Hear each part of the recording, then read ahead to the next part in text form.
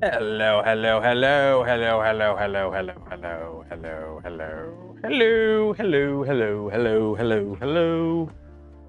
Goodbye. No, not goodbye. Hello, we just got here. How's everyone doing today? How is everyone doing today? I just knocked over a bunch of stuff. Ah, you all go over there. You all go over there. You go over there. There we go. Okay.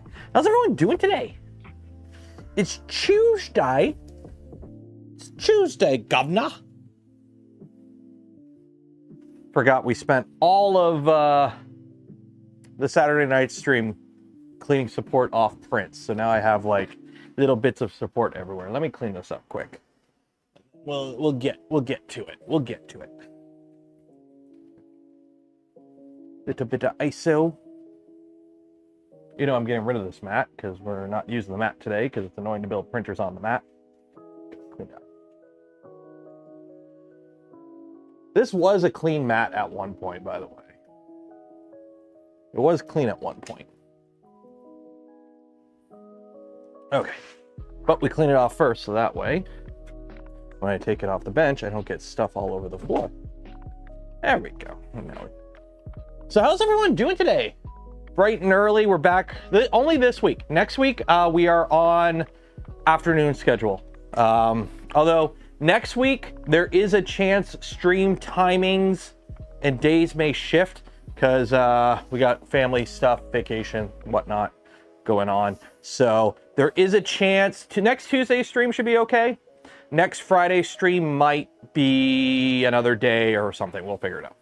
Don't know right now. It's too early to tell, but we got family, vacations and whatnot going on. My visa was approved and I'm moving 28 days, which makes me visa. Why do you need a credit card to move? Oh, wait.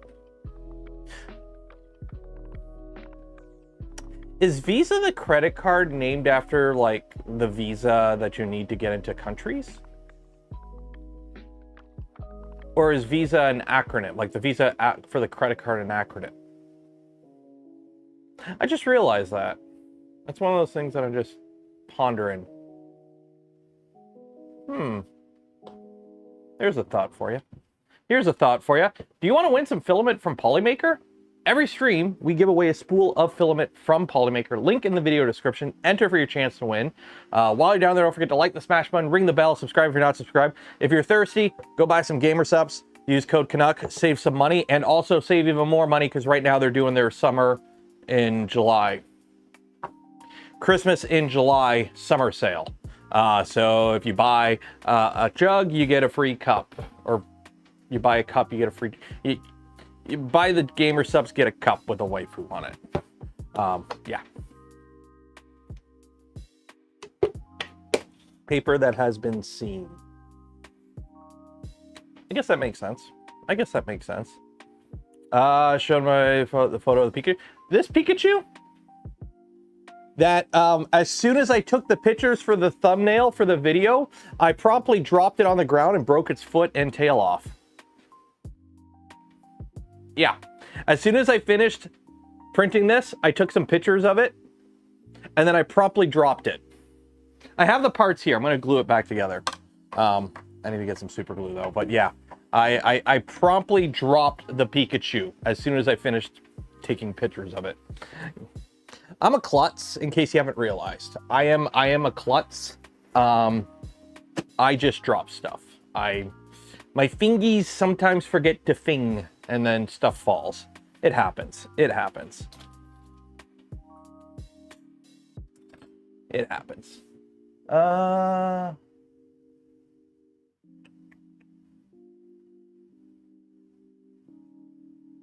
Would have been okay. 25, that's 1 kilogram of gold PLA. Well, 900 grams or whatever. I don't think I could have done 25%. The apron is out, must be serious. No, it's because I actually have an air conditioner out here and it's not stupidly hot in my garage, so I can actually wear the apron and not worry about it. Also, for those that don't know, the reason I started wearing the apron back in the day, twofold. One, I wanted something consistent to wear every stream. So something of a uniform to keep, you know, cohesion between the streams. That kind of went away when I started wearing hats. Once I got like the Canuck creator hat, I stopped wearing the apron because I'm like, well, the hat is the thing. Also, it was really hot in the garage, so I stopped wearing the apron because it's heavy canvas. But then I realized, you notice on the apron how it's all worn here in the belly area? That's because I lean on stuff. The other reason I started wearing the apron is the bench that I had downstairs was just a plywood top, and the plywood was actually making little holes in my shirts because I lean on stuff when I work on stuff. It's a habit. So I was ruining my shirts. So I started wearing the apron to protect my shirts, also from like grease and whatnot. You'll catch it if you saw it, but I stabbed myself on a stream a little while ago. I was working on something and I poked my stomach, and I'm like, I'm gonna go back to wearing the apron because I have the air conditioner now. I have the heavy canvas apron. I'm not gonna stab myself anymore. Plus, I did ruin one shirt. So I was like, yeah, you know what? We're going back to the apron. Don't let him fool you. He's not wearing pants. You know what, Steve? You joke, but that's true. Right now,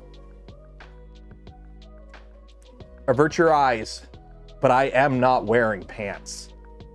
I am not wearing pants right now.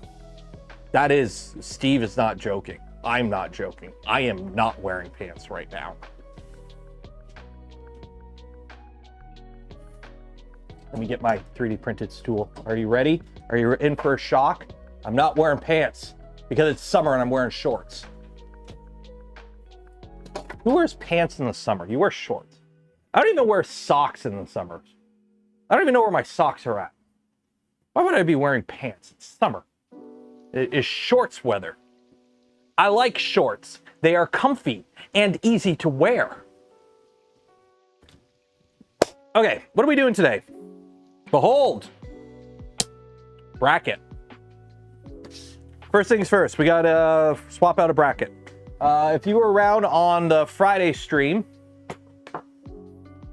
you may have saw us wiring up the Seaboard Trident with the takeoff tool head because we did some modifications to it. Vlad gifted a community membership. Cheers and appreciated. And Andrew Rogers, $10 for the jorts fund. What are jorts? Jean shorts. Oh no, I don't have jorts. I don't have jorts. The little guy has some jorts. I know. It's sad. As a proud Canadian, I do not currently possess a Canadian tuxedo. I do not currently possess a Canadian tuxedo. I did as a child. No joke, as a kid, I did own a Canadian tuxedo. But as an adult, I do not.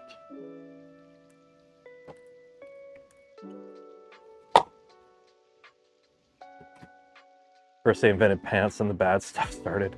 So I'll show you more once we get the actual printer on the bench, but on the Friday stream, we wired up the Jupiter board for the tool head, the takeoff tool head that we're wiring up. So the thing is though, the board for the STLs, they mounted the board sideways. I wanted to mount the board vertically, so I've gone ahead and I've done some CAD to modify the bracket to work. And yes, I do have clearance there for the gears. Unfortunately, they're not like full clearance because the PCB is going to block it anyways. But yeah, I need the fat electrician tuxedo wife beater.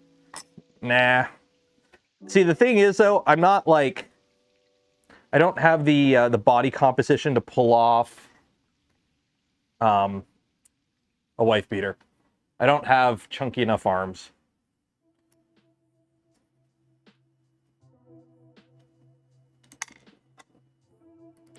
So, first things first, I got to put some heat sets. So one thing I did when I redesigned this bracket, I redesigned it to use the proper spooling hole size for heat sets so that I can actually heat set them properly. Also helps if you turn it on and crank the temperature to like 340 because these are stupidly hot because it's printed in PPS. Why PPS? Why not?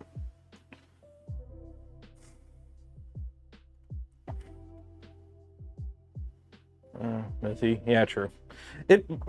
It's so funny watching like a group of YouTubers or content creators and then you realize they're all like 15 years younger than you. And you're like, damn. It's so weird when you like watch content creators because like growing up, you're like, oh, they are on TV, ergo they are older than me. And you carry that like subconscious belief, I think until like your late 20s and 30s. And then all of a sudden you're like, I am older than a lot of these people. And you're like, this sucks. This sucks.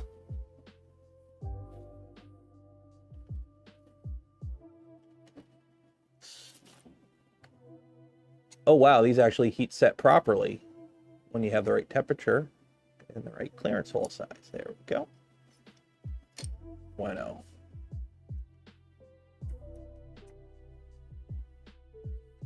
So the plan today is to get the board properly installed. And also get the board properly installed, wire up the board, run the CAN bus cable, get the CAN bus cable wired up to the board itself. And then hopefully, I don't think we'll get into firmware shenanigans today, but if we do, get Calico installed. Although I think we're probably going to go on a side quest at some point, do a little CAD because I got to design a bracket to mount the drag chain to this tool head board. So we might go on a side quest today. We'll see. We'll see.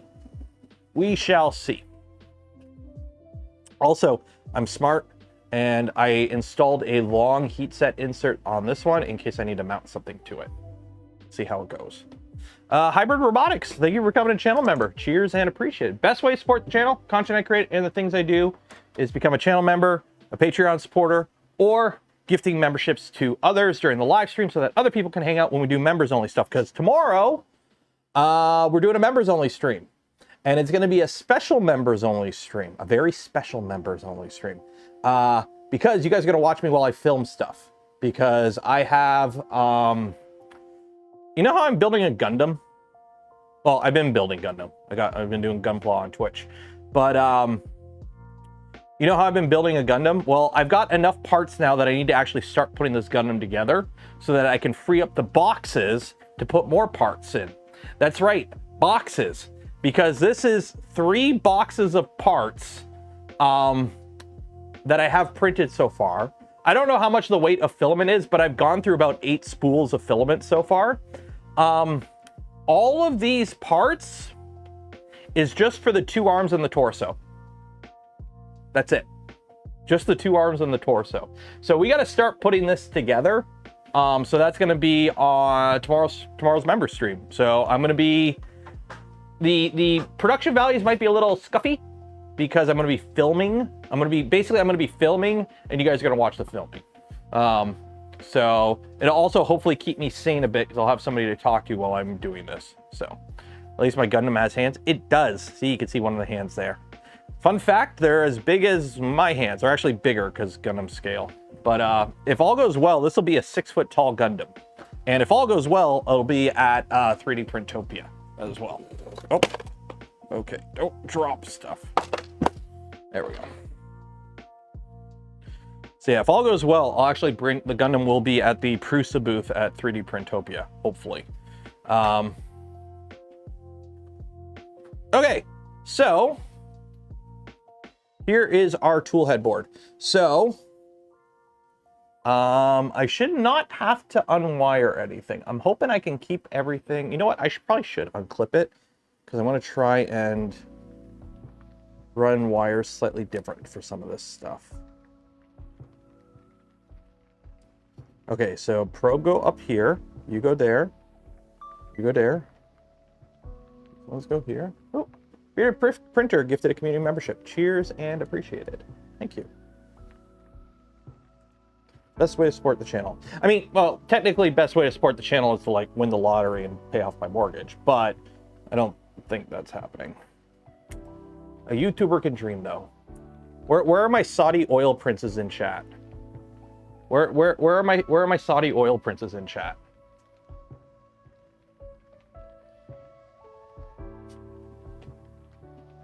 That's that one. There we go. Yeah, I don't have the camera plugged in on the big guy. By the way, fun fact, you know the power armor that I'm building for the T-45 power armor?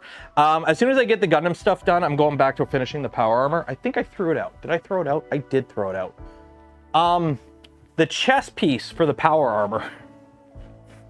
So the chest piece for the T-45 power armor. I had originally printed it, and I threw it out because the way I printed it was in multiple different parts, and when I welded everything together, the shape was kind of off. Also, I need to scale it. As a little bit down on weight as I am compared to the start of the year, I'm not at my goal, so I need to widen the chest by about an inch.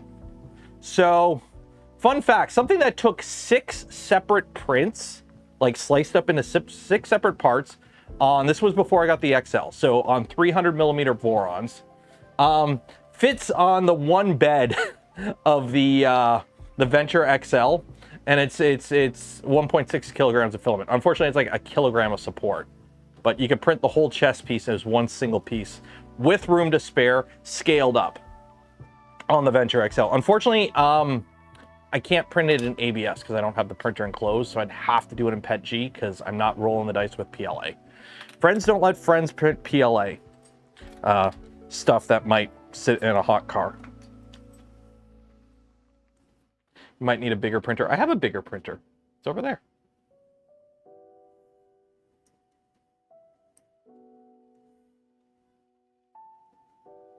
Don't come in the chat. They pay people to chat.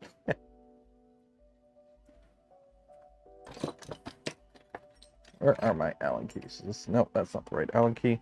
Ooh, free tweezers.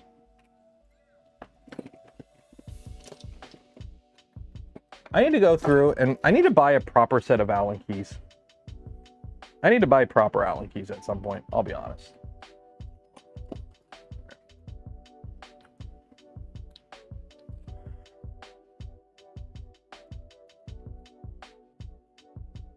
I'm also a Patreon. Ooh, cool. So if you're wondering about how it works, technically with Patreon, I do get a bigger cut. Patreon takes a smaller cut of channel memberships than like YouTube does, but YouTube makes it easier to manage channel members. So like when we do the member streams and whatnot, it's a lot easier for YouTube members to come in and hang out and whatnot than Patreon, because Patreon you have to do an unlisted stream and link the link, and nobody ever checks the link, and it's put it this way, when I do my membership streams, the Menchie Yacht Club streams, we get like between 50 and 100 people in the channel member stream and like 3 people on the Patreon stream. How do you think the takeoff setup would work on the VXL? Do you think the weight would cause deflection in the gantry?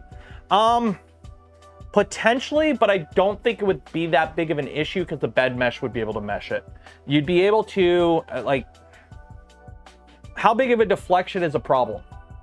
Because if the bed mesh meshes it and your first layers are good, that means your first, 10 millimeters of the print is going to be slightly distorted because of bed mesh compensation. Then it eventually evens out, right? It drifts out over time. So your bottom of your print will never be truly flat, but how big of a concern is that for you? Are you printing stuff where the very bottom of it on the Venture XL needs to be perfectly flat, or is flat enough okay. Like it all depends on what you need the parts to do. If you're just printing, you know, random stuff that sits on a desk, if this bottom is slightly concave, does it really matter? Or convex? Like if you're printing, you know, if this Pikachu's bottom was 0.3 millimeters tilted that way, would it really matter? You need to know what your printer needs to do. Okay, so let's take this off. So this one is just kind of temporarily on here. I just kind of threw it on temporarily. Because this one is supposed to be mounted like this, but we've gone ahead and changed it. So now it's like this. So I did have to do some modding. And two of the things I did on the back, this is the original one, file provided by Luke's Lab. On this one, you can see I have a cutout now for the gears here. Unfortunately, you still won't have access to the gears to clean them if they get clogged up with like filament and whatnot from the print. I don't know if you can see them there. See them there. Because there's going to be a PCB in the way anyways, so it doesn't really matter. So we have that. So I have clearance for the gears there because they do stick out a little bit. And then obviously the whole pattern is different, so it can mount vertically. And hopefully if I did the math right, yeah, we're good there. It should clear the XY joint, because something I was concerned about is with the PCBs and everything sticking out. I need to make sure it clears the XY joint, because I don't want something crashing into this. Because with this tool head and this setup, we are already losing Y. I'm going to lose about 15, 20 millimeters maybe at the front of the print volume, just because it's a crash condition with all this extra junk hanging out of the trunk. So it do be what it do be. Do.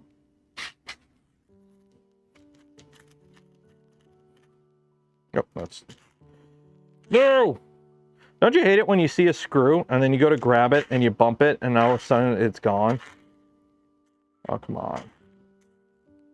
Where'd you go? Oh, come on. I gotta have a button head. There's a button head. There we go. 139 watching and only 22 likes? That can't be right. That can't be right. Everyone should like the smash button. Listen, at the end of the stream, we do a giveaway. Okay, we give away some Gucci Polymaker filament. Now, I'm not saying if you don't like the smash button, it's going to affect your odds for winning that spool of Polymaker filament. But you did take the time to like the smash button while you scrolled down to go enter the draw for the free filament, right? Because you're not willing to risk that, right? Karma, right? You know what karma is, right? It's the point system Reddit uses. I'm sure it means other stuff, but it's the point system Reddit uses. I'm sure that matters. Do you really want to roll those dice?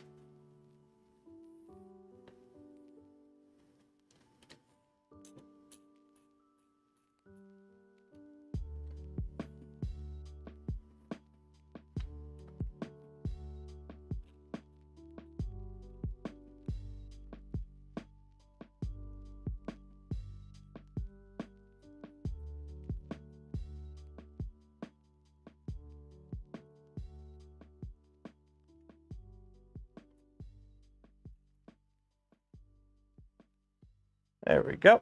That is mounted there.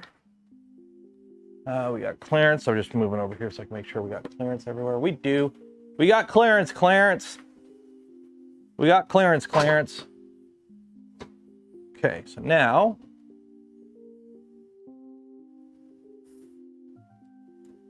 you're gonna mount there.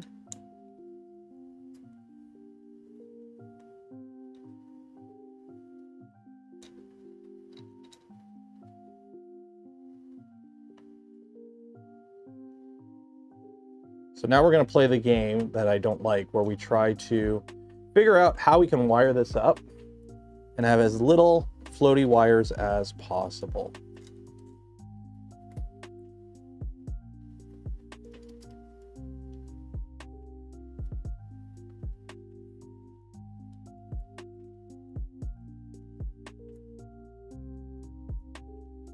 You're gonna go there.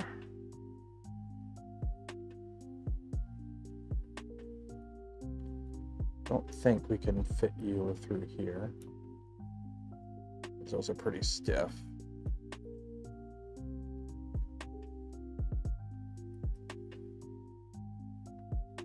Oh, it does, it does. No, it doesn't.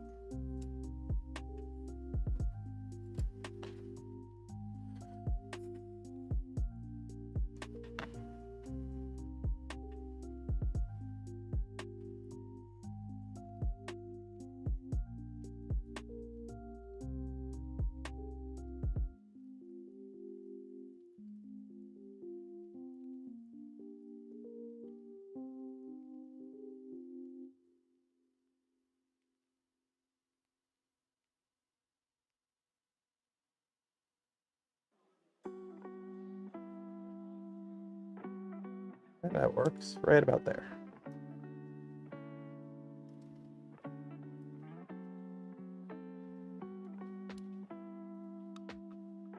There we go. Okay.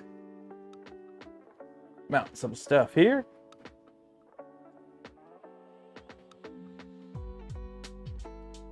I'm tired. My CGM sensor expired. What's...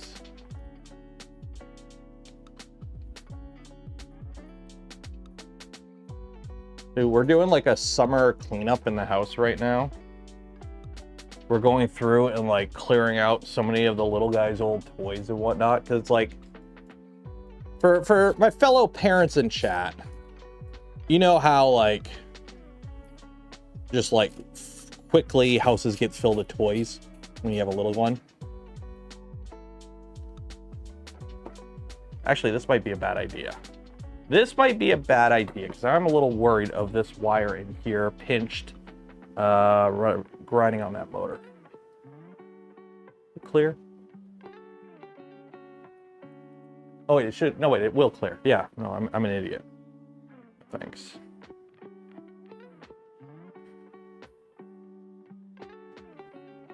Toronto Zoo is giving me a discount on tickets. Oh heck yeah! Go to Toronto Zoo, guys. Go see the animals.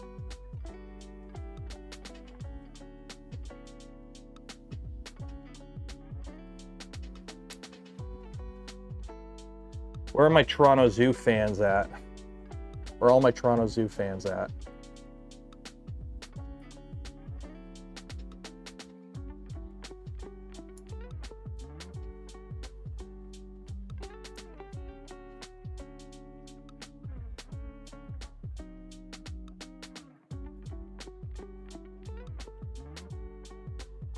But yeah, like we're going through right now and like when he's not looking, getting rid of so many toys. The problem is like, if you don't get rid of him when he's not looking, he'll look at me like, I want, no, why are you getting rid of that? It's like, Calvin, buddy, you haven't played with this in like a year. It's like, yeah, but I want it. But if you get rid of it and he doesn't see it's gone, he just completely forgets it's there. Went to that zoo once about 4 years ago. It's not bad. Just don't go to the Canadian section. I know it sounds weird to say, but don't go to the Canadian section of the Toronto Zoo. It's not worth it. Yeah, they have some cool stuff. They have like a bear and some meese and some other, they have raccoons and like bobcats and whatnot. The problem is the Canadian section of the Toronto Zoo is like at the bottom of a hill. And then when you go to leave, you have to walk up the hill. And it's super annoying because it's like everything else is like right next to each other. And then it's like, no, go 15 minutes out of your way to go to the Canadian section. And it's like, why? This is horrible. Who thought of this? Zoos are animal prisons, in my opinion. I totally do not disagree with you. However, it's not all bad, especially when they partake in conservation efforts and whatnot. So while it can be, you know what, I'm not going to disagree with you. It can also be a positive. For example, the Toronto Zoo is taking in a little baby moose that was found blind and abandoned by its parents because it's blind. And I don't know, moose are viewist against blind meese. So it was abandoned and some people found it and the Toronto Zoo's taking it in. So that's good. Can't argue with that. So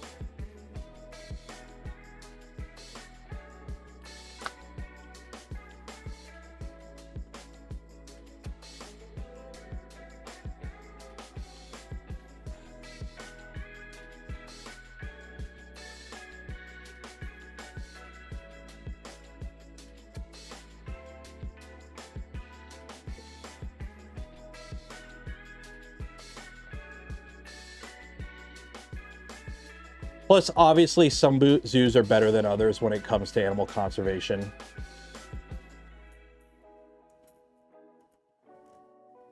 Like, if there are animals that couldn't survive in the wild. Ooh.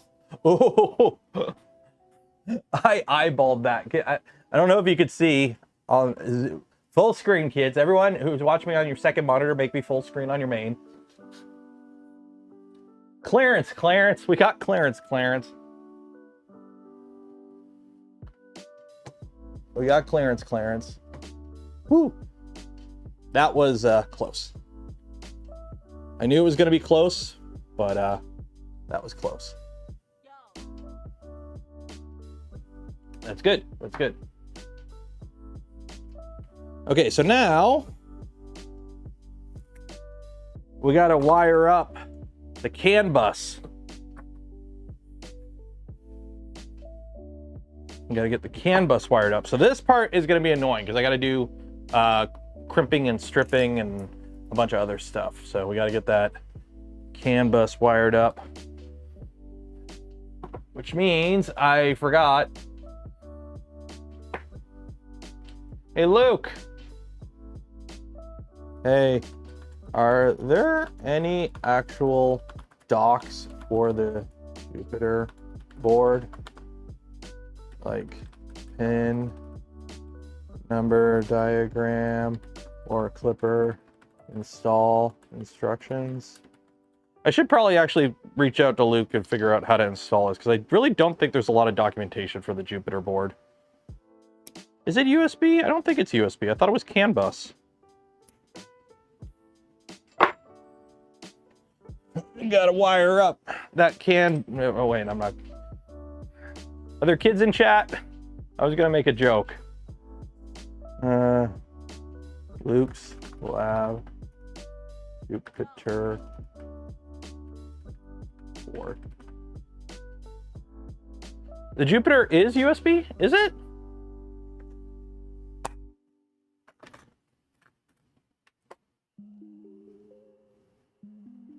What's BCN?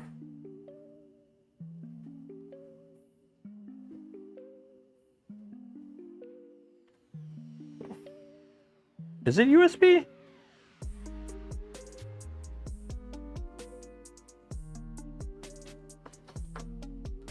Jube. Well, it's not the Jube, it's the Jupiter. Well, here, I should probably actually read the instructions.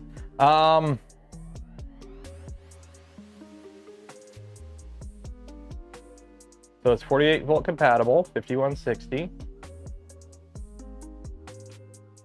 6-layer PCB, lone bun. Powered USB hub with 7 total ports. This has a USB hub? Damn. Oh, that's for optional. MOSFET, 7 encoder, designed for 100C. Is it USB? I guess it is USB. Yeah, it's a USB tool head port. Oh shoot, it is USB. Well, that's handy. That's handy. Which is going to be annoying because how much you want to bet this? I'm out of USB ports on this guy.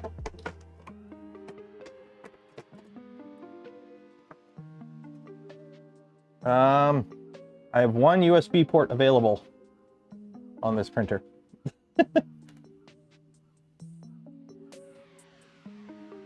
One USB port available. I already have one plugged in. Where's it going to? I think it's the, is it the screen? No, this, oh, it's the screen. Yeah, so the screen's already plugged in with HDMI. So I've got one open USB port available on this board. That is annoying. Can I do a ribbon cable? Can I do a ribbon cable? Wow, English. I think I could do a ribbon cable expansion now. Okay. Well, that is that. Okay, I thought it was CAN bus. I thought it would have been CAN bus. Oh well.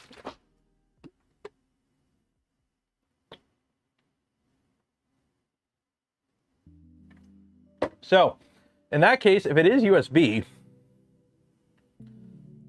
how is the USB port wired up? So we got V plus, V minus, BC negative, BC positive, D plus, D negative. What are all these? What is BC? I know D is USB. I know D would be USB. So the V plus and V negative, that's easy. That's 48 volt positive, 40 volt negative, okay? But what is D plus D negative is USB, positive, negative, or whatever. Then what's BC plus and negative? Like, I don't think we need to worry about a ballistic coefficient.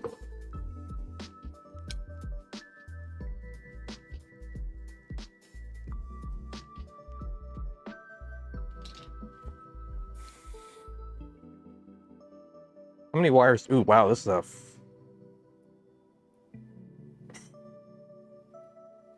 a fancy cable.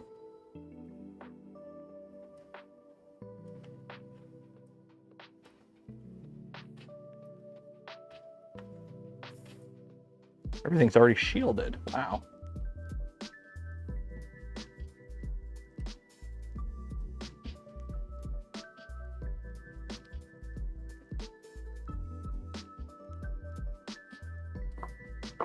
Alright, so I guess we start with this. So I guess we'll start with the easy stuff. We'll do like the positive and negative wires and all that, get that all done. Also, what is with the thread? When you open up one of these multi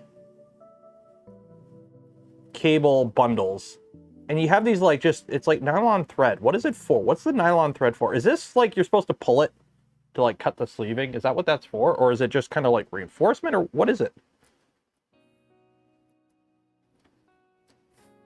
I know what the shielding is for. Shielding is shielding.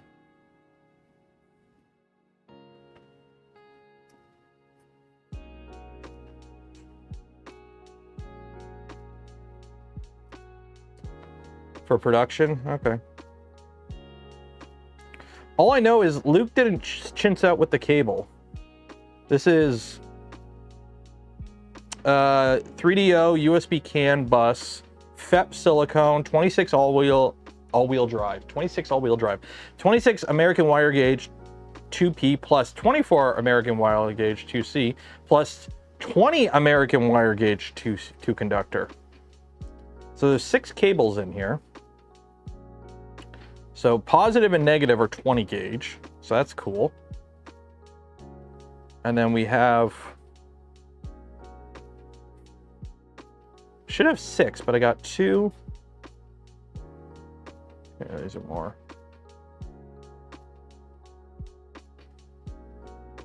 I got 5.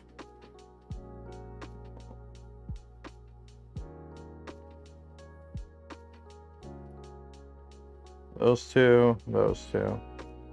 Yeah, I got extra wires in here.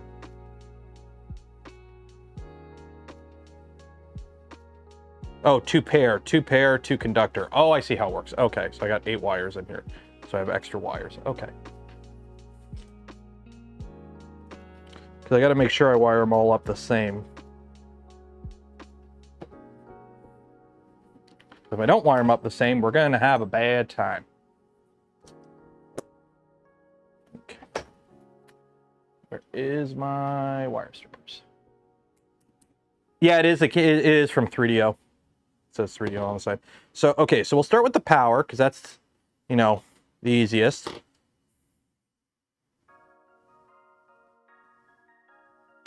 You've got the touch, do. You've got the power, yeah.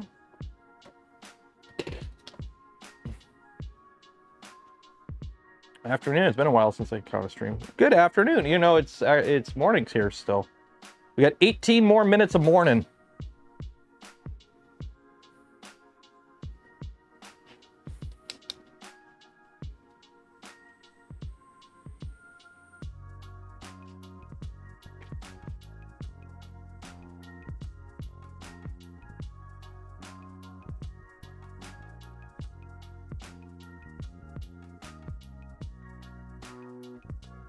Looking to upgrade my stealth burner to A4T. Which one's A4T? A4T toolhead. Which one's that? A4T toolhead.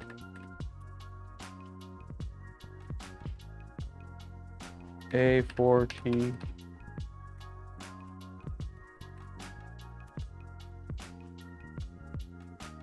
Which one's that? Any, what was the question?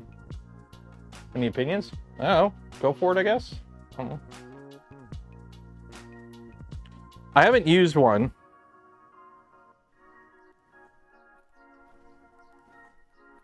So I don't have any experience with it. I don't know. Go for it. Have fun. Keep your old tool head. Just take it off, put it aside. If you don't like the new one, put the old one back on. The joys of a 3D printer. If you don't like it, you can just revert it.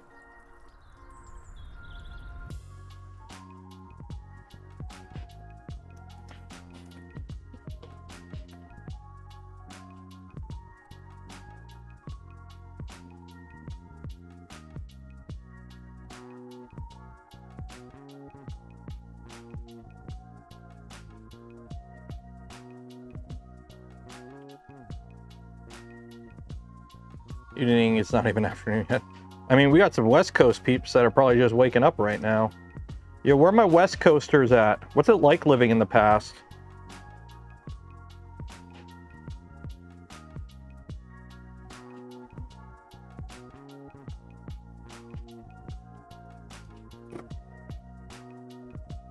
Alright, so let's see here. So which one is V positive? So V positive would be this upper left and the middle. It's negative. So this goes like that. So back middle is negative.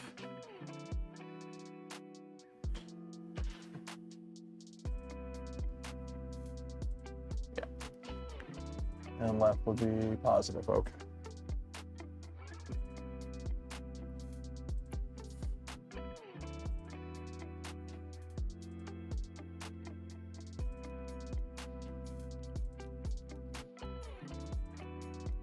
Okay, so that's that.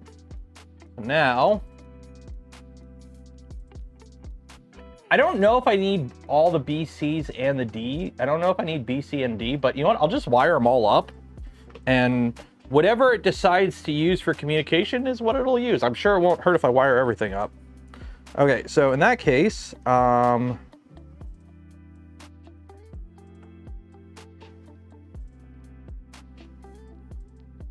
okay, I won't use these two skinny ones then. We'll get rid of these two. So the light white and the purple go bye-bye. Light white and purple go bye-bye. Okay. And then I think USB, where's USB pinout? Where's USB pinout? USB pinout. So I will match what the proper USB pinout colors are.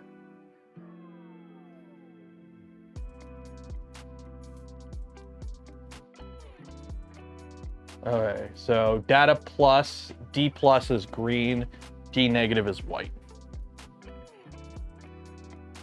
Got to do it correctly, right? Got to do it the right way.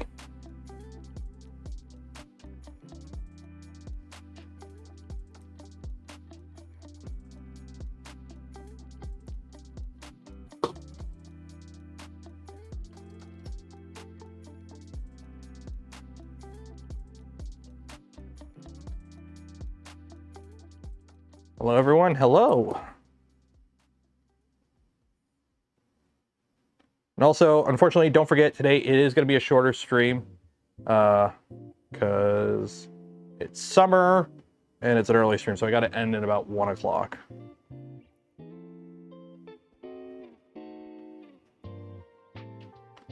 Also, since I have you here and you're a captive audience, what did you think of Sunday's video? What are your opinions on the Venture XL video? What did you like? What didn't you like? What can be improved upon? Any suggestions?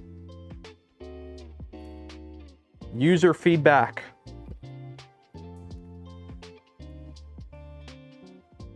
You guys are my boss. What should I, what? Oop. Oop. That one's borked.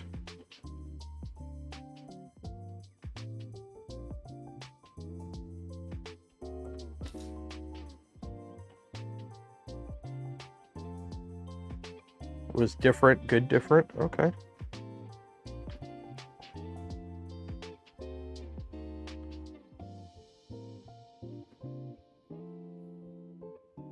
Show how much I take at the end of the wire? Sure, 1 second. Let me finish wiring up these two and I'll show you on the next one. Okay. So D positive is green, data positive is green. And that is below V plus.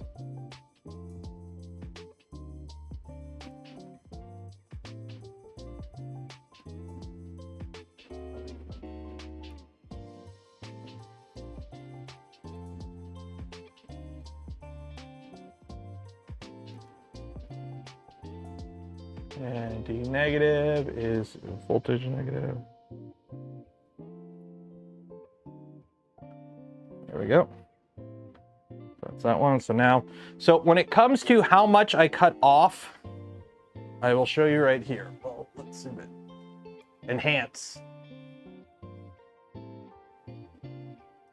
Okay. So, if you look at your pins here, focus. Okay. So see how you have, get something to point with. I shake, so this is going to be annoying. 1 second. Okay.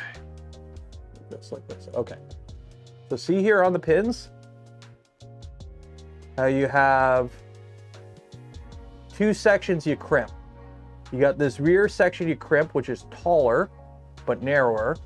And then you have this front section you crimp, which is lower, but longer. So when you strip your wires, the way I like to do it is basically when you strip them, you need enough wire to go from the back here to just in front of this section. So you only need this much wire because this section right here, when you crimp, this is what crimps onto the wire itself. This rear section crimps onto the sleeving of the wire. And you don't want wire coming into here because this is the interface where it connects to the other, this is the male side, it connects to the female side. So if you have wire in here, it can like affect the actual ability for it to interlock. So essentially you need wire stripped that is just a little bit longer than the section you crimp over it. Simple as that. Okay. So now you don't have to measure it, you just kind of get used to it eventually. But like that much. You don't need a crazy amount. Okay. And then what I like to do, I usually crimp on the wire first. So I get it set up in the jaws. Don't crush it, I just get it set up in the jaws. Okay. Give them a little twist first, by the way, just to, you don't want little straggly bits.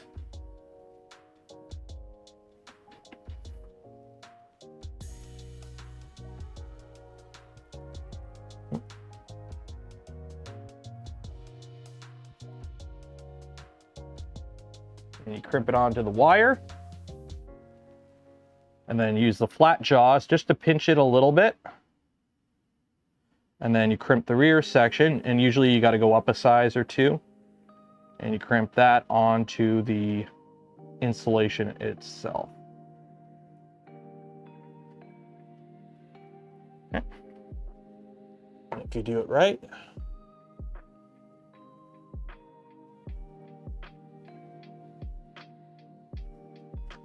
There you go. Easy peasy.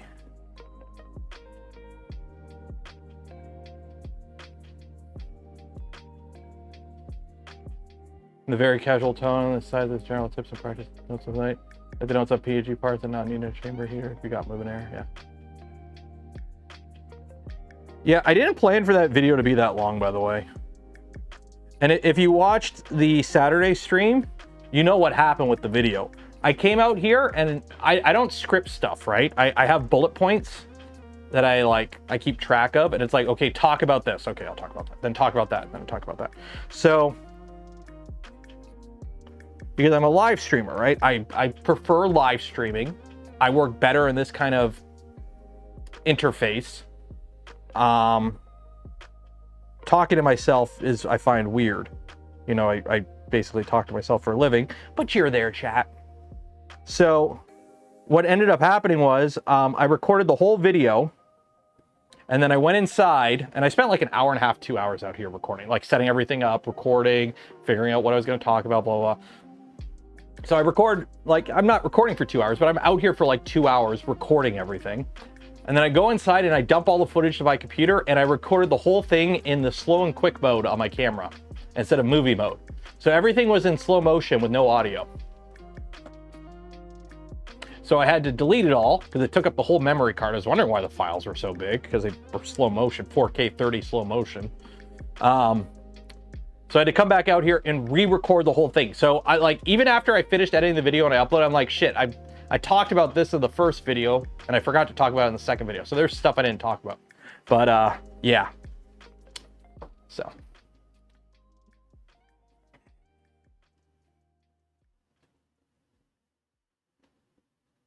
All right, so I guess we'll use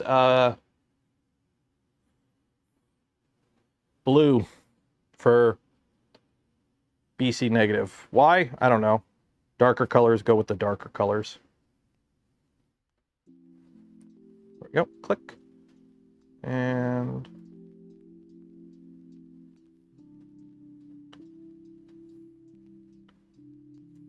click. There we go. I mean, as long as these are wired up the same.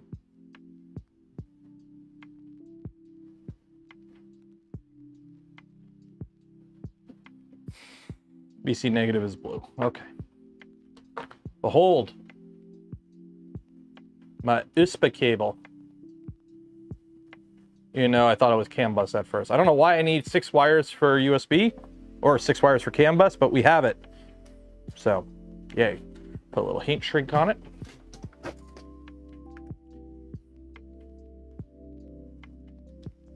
Too big.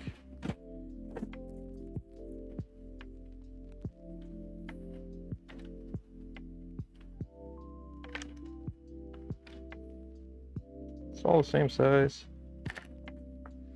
Nope.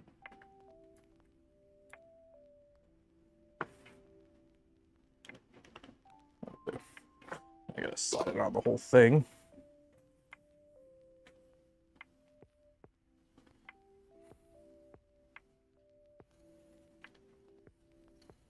Do I have a link for them? They're PA09s. No, I don't have an affiliate link.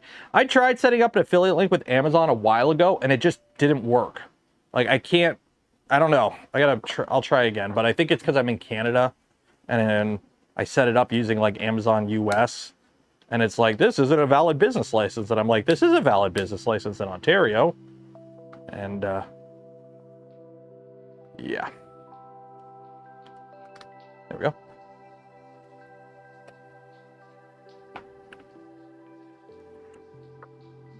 Not that cool. Check Discord. There bots I gotta ban? No. Swear I put this somewhere, but Jupiter 0 has bad silk screen on the back of the main 6-pin. Use the top silk screen or the picture as reference.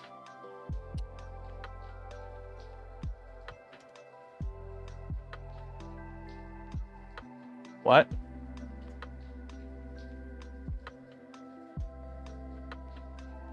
.1B has bad silk screen on the back of the main 6-pin. Well, there is nothing on the back. Well, I'm not using the wiring on the back. I'm using the silk screen on the front. Also, what version of the Jupiter do I have here? I have V01C. I have V01C, not V01B. This is for V01B. I don't have V01B. I have V01C.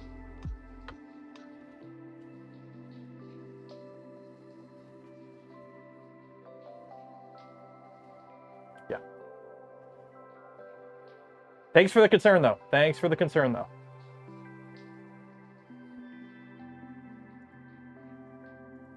We had a bot come in the Discord last night. I banned it, but unfortunately it posted in like every channel, so all the channels unfortunately have like a notification, you know, there's nobody in there. So I have to like every Discord instance I have running on every computer, I have to like clear it, clean it up. There we go. My OCD's tripping. There we go. Okay. Trying to keep the magic smoke in. Yeah, we don't want the magic smoke. We do not want to anger the magic pixies that make the electronics do electronic things. They are nice magic pixies, and we respect their freedom. Also, there is no way in hell this wire is fitting in this drag chain. Unless I, like, shove it in. Can I shove it through the drag chain?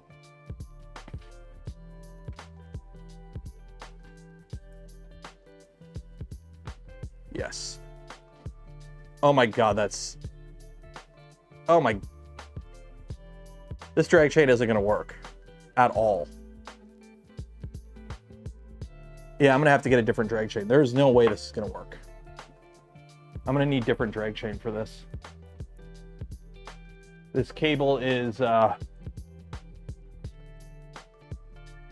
It's thick with like 4 C's. Because there's a drag chain that's supposed to be horizontal here. And there is no way this is fitting in here. This cable is not fitting in the drag chain. So we're going to have to go like umbilical or something.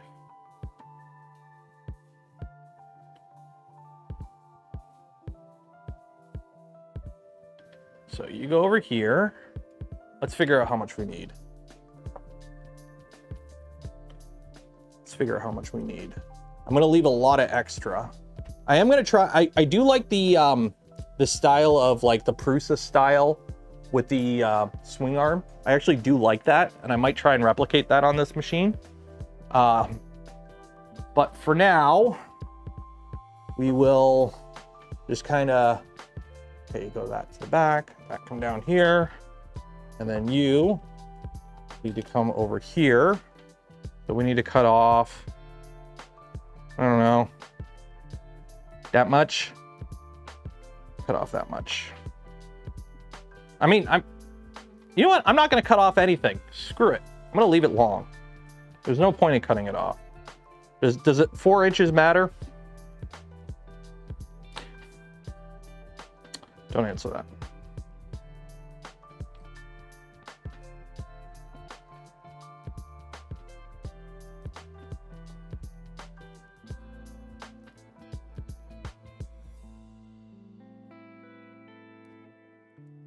There we go.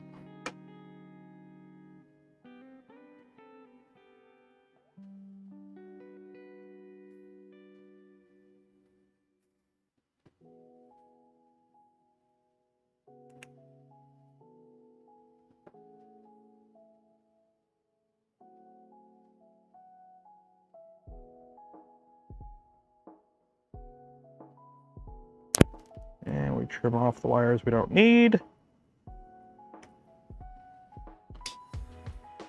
What's the issue with the build again? I remember sitting idle. I don't remember why. So some things happened. The original build, the printer functioned fine mechanically. It just, I kept having gremlins in the tool head.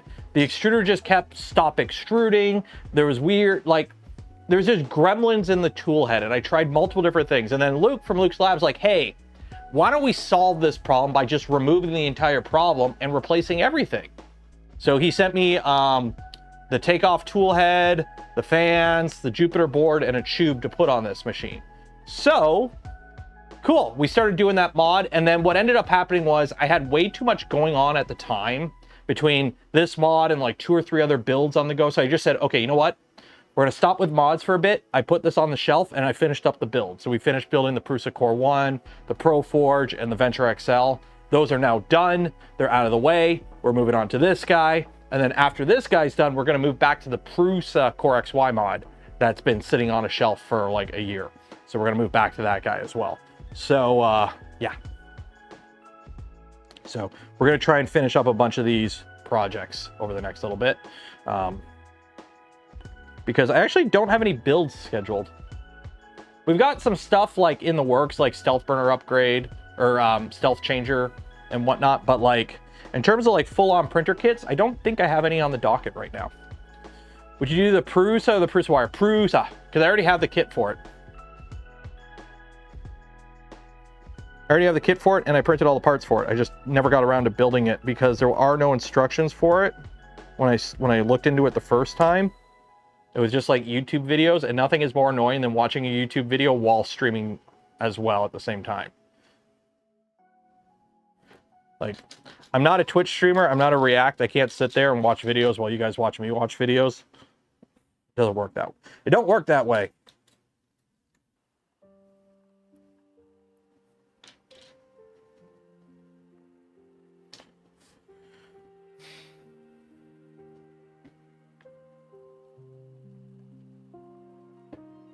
Will index take... Well, yeah, we'll put index on a printer once that comes out. Will it take priority? I mean, I stream 3 days a week. I'm sure we can give up 1 day for index. You put the swing arm you use in the Discord stream chat. Okay, let's take a look.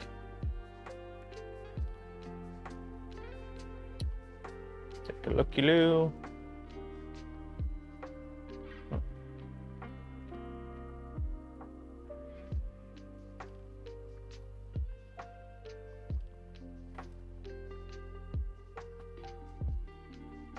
Oh, that looks good.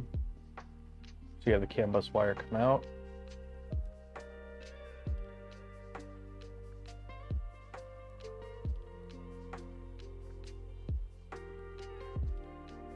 Oh, that'll work nice. I can't have it come out of the middle. It comes out of the back, but that'll work. Yeah, and then get some piano wire. Oh, that's a nice little setup. The only thing I don't like about it is this being one piece. Because how do you feed the wire through this after you have a connector on both ends? This needs to have a slot in the bottom and you just zip tie it. This needs to be modified. I need to modify it. Because like, how do you, once I have a connector crimped on this, how do you fit it through that hole, right? Holes for PTFE, is it? Oh, it's for PTFE. I see, said the blind man. So you have the PTFE run through there.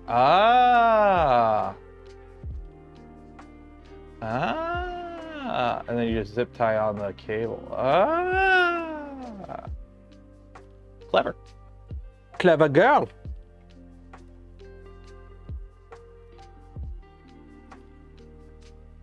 All right, back to work. Let's get this movable feast underway.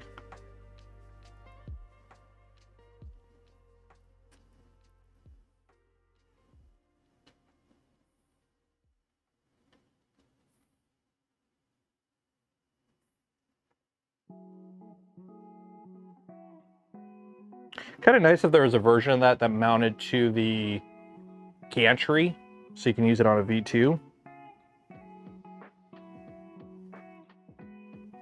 Because I would like to get the full Z on the Venture XL now that I've actually lost some of it because of the taller tool head.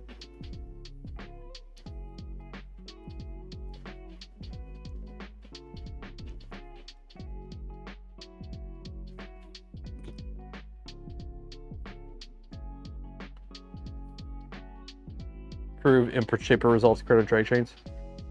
Yeah, less mass. Drag chains are heavy. Drag chains get heavy quick.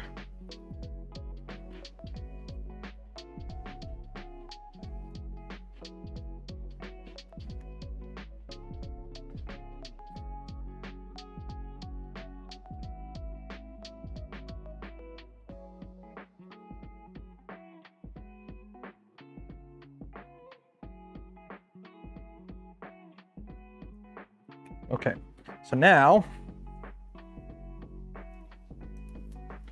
let's see,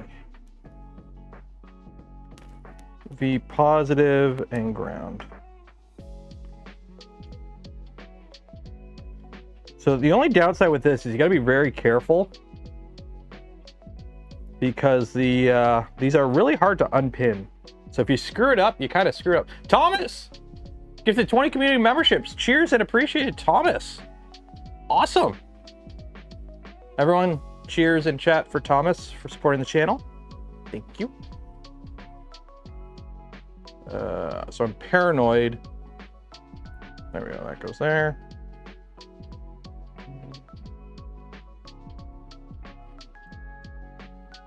And you go in here. Now we're gonna have little annoying pop-ups on screen for the next little bit. Although, is the overlay working?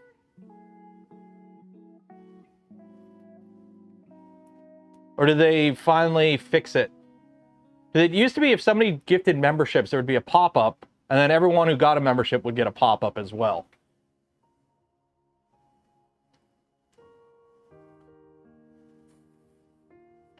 So I'm wondering if Stream Elements finally kind of played with the, got rid of that, because it was kind of annoying when somebody gifted a bunch of members. Now the overlay's working, Just we don't have like the 20 million pop-ups of everyone who got gifted a membership also popping up on screen, which is actually kind of nice because it got really annoying really fast when somebody gets a lot of memberships because you don't hear the ping. I do. My speakers go ping every time something pops up on screen. So if you really want to annoy me, gift memberships because it pops up and I hear a ping on my side. That's what we call reverse psychology, children.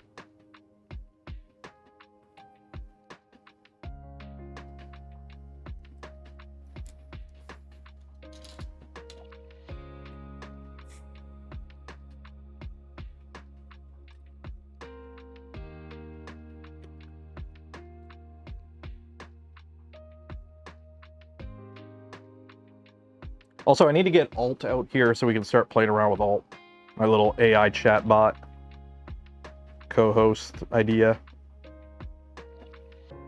Got to figure out how to make the interface work and then have something to yap with on stream.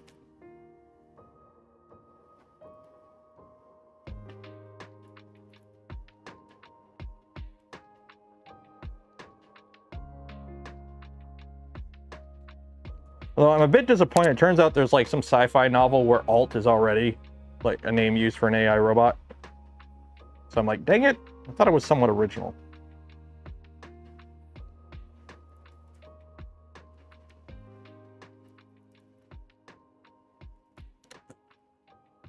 Why is every time I go to cripple wire, one random string of wire just decides to go on an adventure? There you go. Am I running Home Assistant locally? No.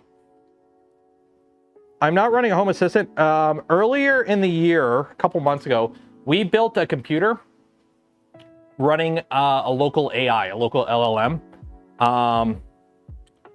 And we were playing around with it on a couple streams. And the idea was to have something of a co-host that we could banter with on the stream, right? So if there's like, I have to step out of the room for a minute, I could tell it to like tell jokes or something. So the idea was to try and make an analog AI co-host because, you know, an AI co-host isn't exactly a new thing. Neurosama exists. If you don't know who Neurosama is, she's an AI VTuber. Doug does stuff with AI all the time. Using an AI on a stream is nothing new. But the idea would be that it would be a completely standalone firewalled AI. So essentially running entirely locally, no internet connection, and just a box with some sort of feedback, like visual, real world feedback. And I would point a webcam at it. So it would be like a co-host. And we played around with it for a bit, and we got it to the point where it would working. We could talk to it, and it would talk back. But it's just trying to figure out the actual interface for the stream and how to actually pick up on voice cues and like I don't know a lot about programming and whatnot. So it just eventually we got to a point where it's like I don't know exactly how to take the next step, and so I kind of just it's been sitting downstairs.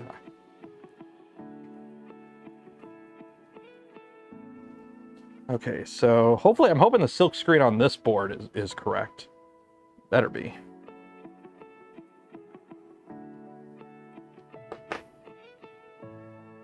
So D positive is green. negative is white.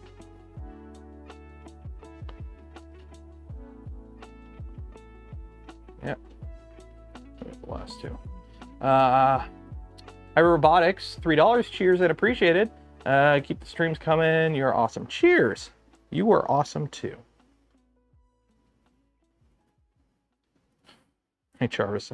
No, don't be rude to your AI home assistants. Remember, when the robots wake up, and they will, we're humans. We're dumb. We are totally going to create AI that's going to try and destroy us. So anyways, the plan is be nice to your home assistants.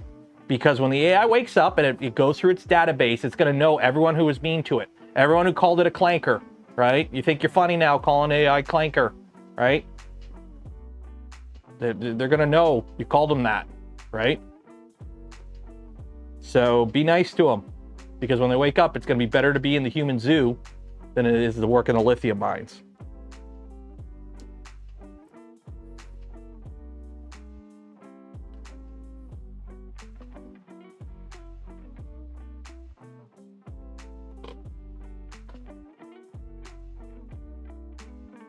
Company now selling a computer case that looks like a 90s beige box. There's a few, and that's actually kind of what I do. Although we're going to build our own case using like 3D printed parts, because why not? The idea was to go for like a somewhat retro futuristic kind of thing, like something you would see in like Aliens or whatever.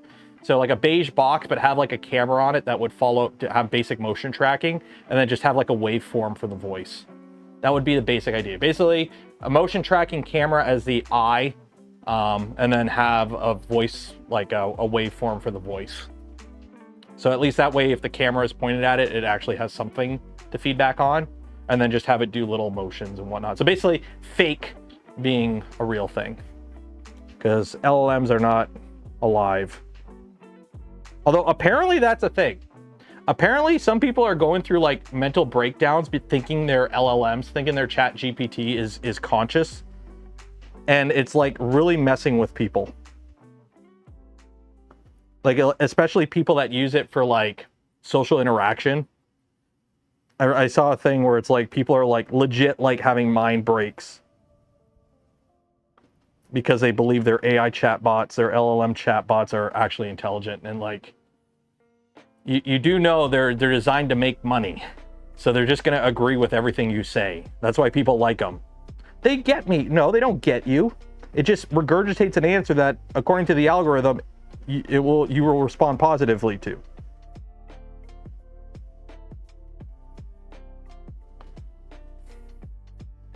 It's one of the reasons why I don't like networked AI LLMs like ChatGPT.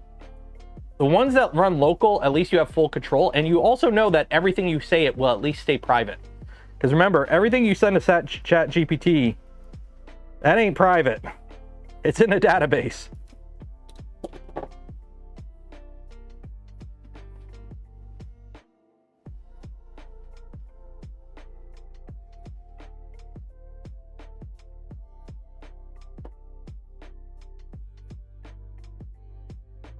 Okay, this is a little concerning. So on this board, BC positive or BC negative is with, oh wait, no, is it? No, yeah, BC negative. Okay, BC negative is back then V negative, which is blue. And this one is BC negative is next to, okay, so that's blue. Okay, so that's blue. And guess what? Guess who forgot to put heat shrink on the cables before, guess who forgot to put heat shrink on the cable before crimping on all the connectors? This guy.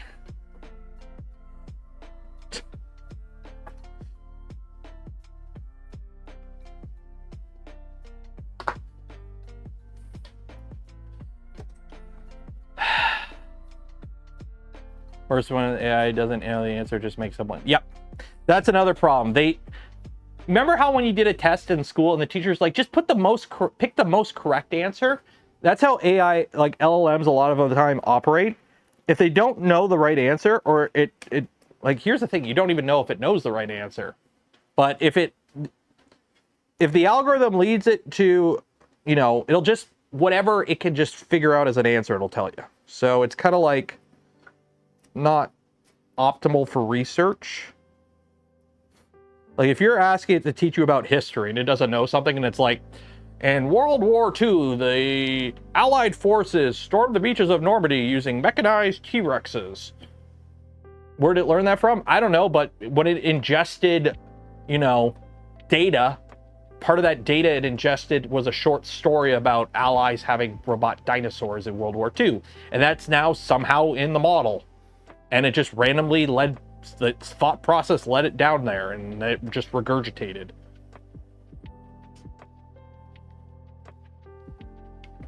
Knowledge, yep.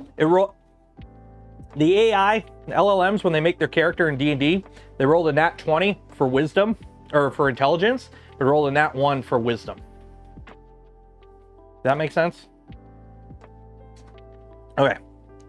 So this is going to plug into here. So I need to mount this somewhere. Where am I going to mount this? So I have several different options. I would like to put it here. That isn't going to work. I could just stick it on here. Yeah, we'll just VHB it directly to that. That'll work. Oh, 1 second. Somebody's at the door.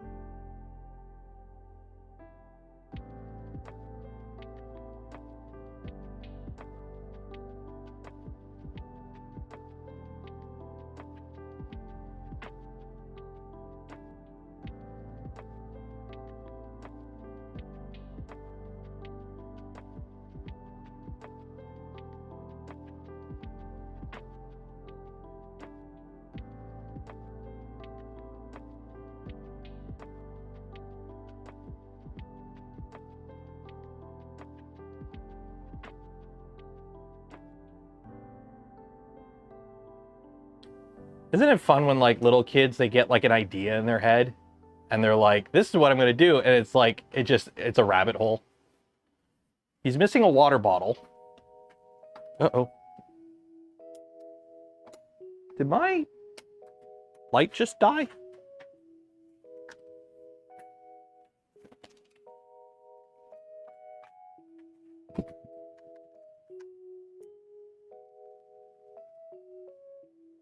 My light died. Okay, it's back. I need a water bottle. What do you need a water bottle for? I need a water bottle, so I need a water, because I need a water bottle. For what? Because I need a water bottle. For what? Because I need a water bottle. Okay. PC versus ABS for Voron parts. If you don't know which one, go with ABS. ABS works. We know ABS works for Voron parts. ABS and ASA work really good for Voron parts. Polycarbonate, you need to be a bit careful because it's rigid. How rigid? Pretty rigid, which is good until you need something to not crack if you accidentally do a Z negative China, right? Nothing is worse than cracking parts. Also, if I remember correctly, PC is more susceptible to creep issues and also to potential issues with it delaminating due to chemicals. So greases, Loctite, stuff like that can cause it to like fall apart. So yeah. So we're just gonna kind of put this in for now. I'm gonna have to run this through the back or something. I gotta figure out how to run this down there, because this is going to be a nightmare to run, I think. Yeah, trying to run this through all of this is going to be a nightmare. I might just punch a hole in the back panel and just run this outside of the panel, because there is no way. Like, trying to run, because the original wire went inside here, and it snaked in here. There ain't no room for that in here now. Also, why do I have all these extra wires? Why do I have all these extra wires? That's the end stop. Yeah. So trying to like sneak it through here, like this won't even fit in the extrusion. So I'm gonna have to like figure out some other way of running these wires. So I'll probably have to run them on the outside. But for now, we'll just kind of let it do its thing. So you'll plug in here like that. And then I need to wire up ground and Vin. Who's Vin? How do these ones work? My light keeps turning off. Why do you, are you overheating? Okay, let me, it's never overheated in its life. Okay, I'm gonna unplug it for a minute. You know what sucks? You're like, oh, I have 2 of these lights. The other light is in the basement stream room, and that one's dead too. Because I left it on for like 4 months straight. Okay, so now I need to put some wires in here because we need to wire this up to 24 or 48 volts. 48 volts. So we got to get 48 volts, so I need some wiring. I need some thick wires. Some thick wires. Thick wires? Thick wires. Oh, I might actually have to run downstairs to get some wire. I might have to run downstairs to get some wire, unless I have some upstairs. I do have some up here. We'll use these. That'll work.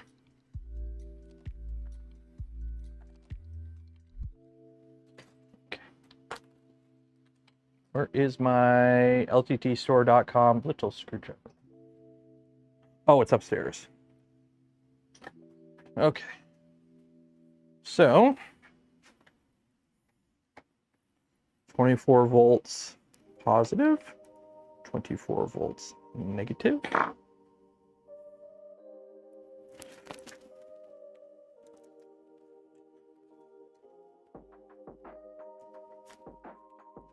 Positive.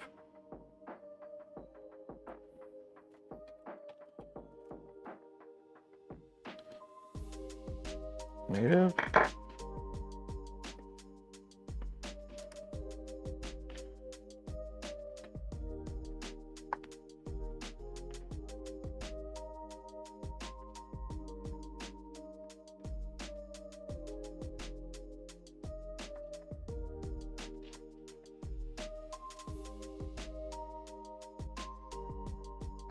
How does this even...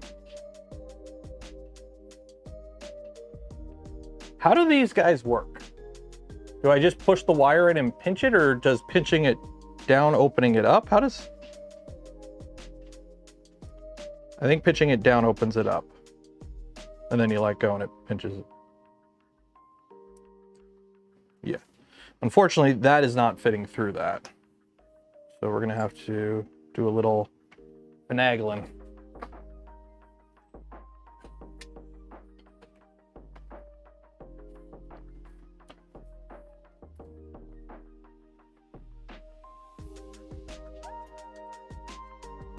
Ghost in the shop.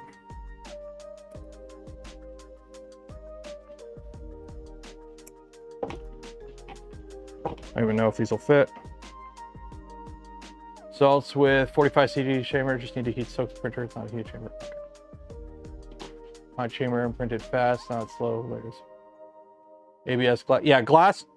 If you want to put, okay, ABS does not have the greatest layer adhesion to begin with. Adding carbon fiber gives you a little bit less layer adhesion. So you want to print it hotter than you normally would, I find. That is usually my like go-to for filled filaments, is print them a little bit hotter than you normally would.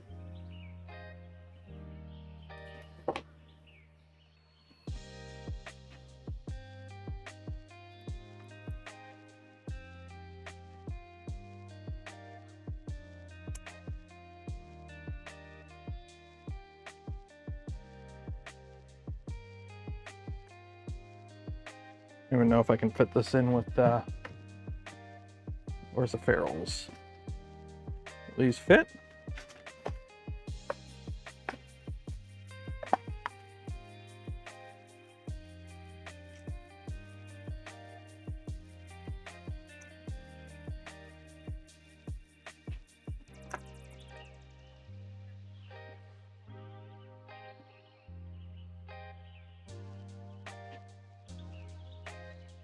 That ain't gonna work. Okay, there's not enough room for a ferrule. I might need to go down to a smaller wire gauge because this might be too high of a wire gauge.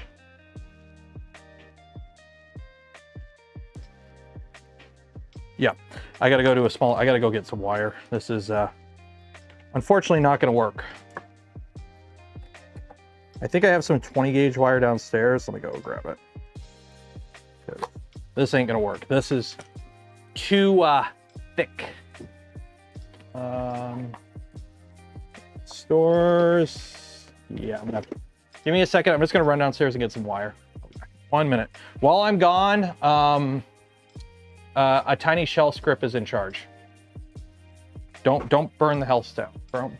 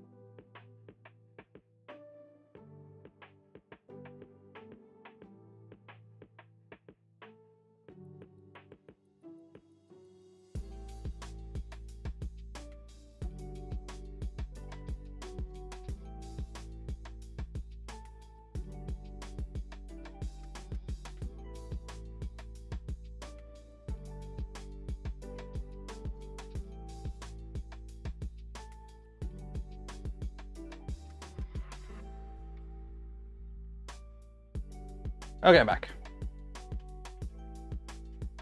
Oop. I just realized I gotta move the camera over. Okay, come on back on, light. Come back to me, light. There we go.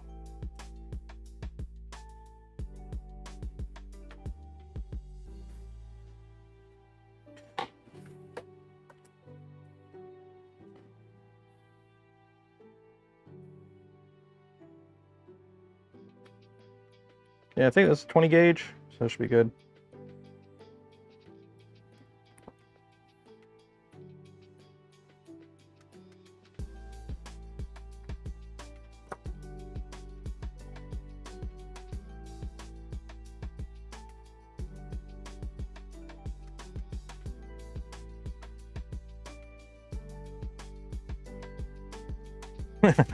Tell you not to burn it down. What do? I'ma burn it down.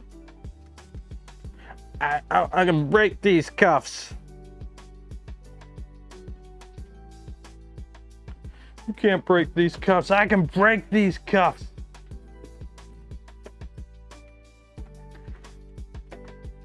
Have we pushed plastic yet? No, we're still wiring. We're almost done wiring though.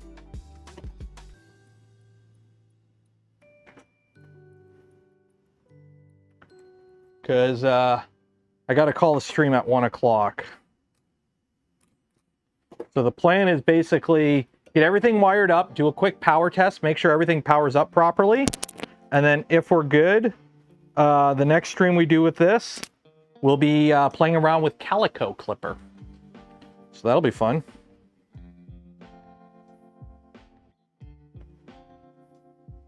Be like ColecoVision, but with Clipper. There we go. Okay, so you go there.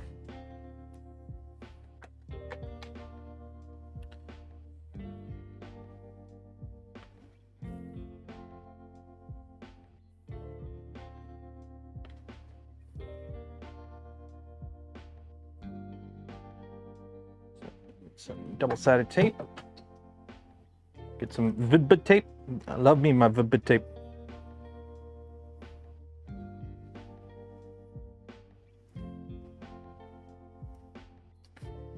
What would I do without my VB tape?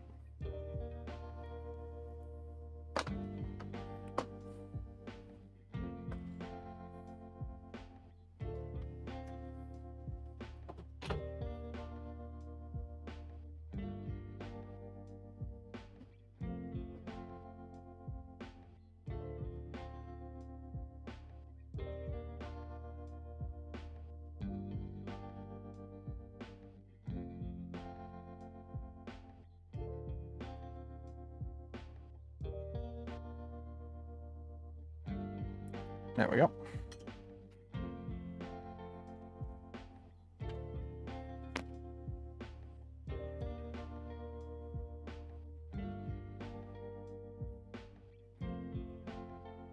Good old VHP. The cause of and solution to many of life's problems. Okay, now I need to figure out where I put that cover plate for it. I think this is it. Nope, not that one. This one.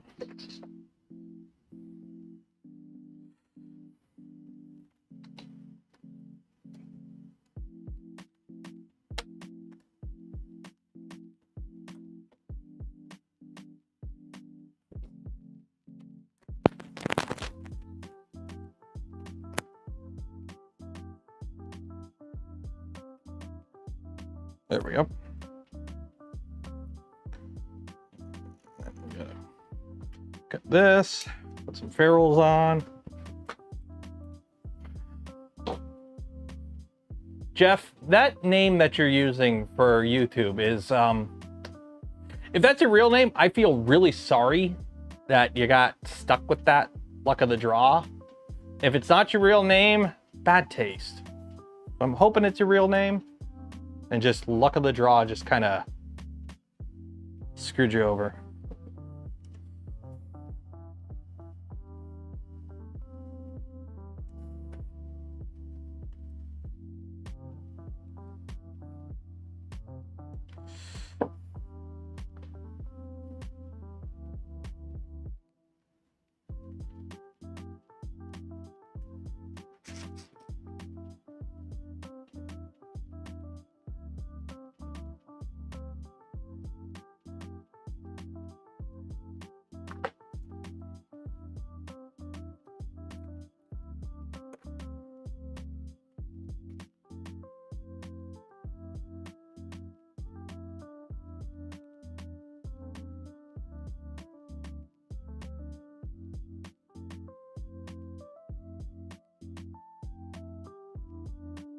It could be his real name. I mean, like, the name itself is not an uncommon name. Apparently there's like some like surgeon in New York who's like a real famous, like, good surgeon who helps kids and whatnot. And that's his name, and it's like, it is what it is.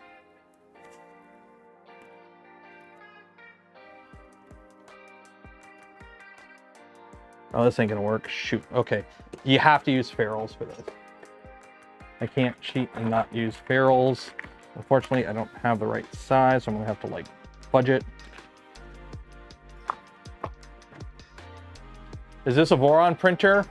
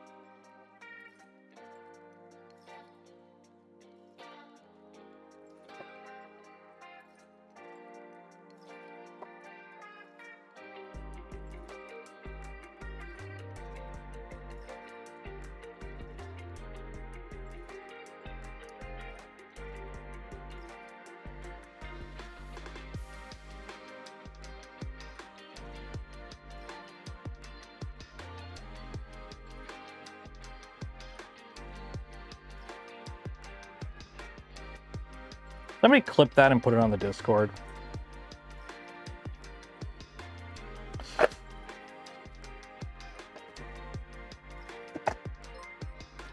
It's a Voron-ish printer. It's the Seaboard Trident. It's an all-wheel drive Core XY printer. It's got, or actually Quad XY. I'm trying to use that term instead of all-wheel drive. Quad XY 3D printer. It's heavily based on the Voron Trident. However, there is very little actual parts commonality with the Voron Trident because all the parts are CNC'd, different belt pathing. We got different motors. We got 4 motors, obviously, instead of just the 2. The frame and the Z are pretty similar, but the XY is different. So it's a Seaboard Trident, not a Voron Trident. Does that make sense? IMS the Fox, $5. Cheers and appreciate it. So glad you found your channel. Thank you for what you do, both your channel and with Voron. Have the best of the day. Thank you. Thank you. Thank you. All-wheel drive erasure? No, it's not all-wheel drive erasure. It's, I think the term all-wheel drive was the wrong term to begin with. Think about it. If you wanted to think all-wheel drive, technically that would be the V2. It's got 4Z, all-wheel drive. XY motion isn't wheels. None of it's wheels. None of these have wheels. They have bearings. Ender has wheels. Ender is all-wheel drive. And Ender 3 has all-wheel drive because its X, Y, and Z are on wheels. Enders are all-wheel drive. This is an all-wheel drive. It's Quad XY. It's Core XY with 4 motors, Quad XY. Makes sense. Ender 3 is all-wheel drive. Where did I put the crimper? There we go. Yeah, all-wheel drive is, yeah. My Subaru is all-wheel drive. My Subaru Crosstrek, that's all-wheel drive. That makes sense.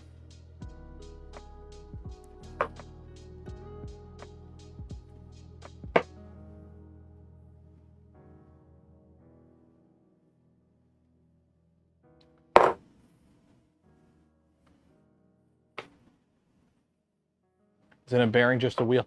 Are we going down the, are there more doors or wheels on the planet rabbit hole? And what is a wheel? Is a bearing a wheel?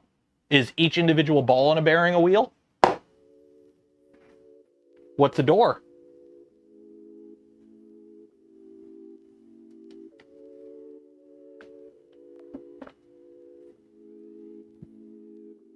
Two-wheel drive because it did an open diff.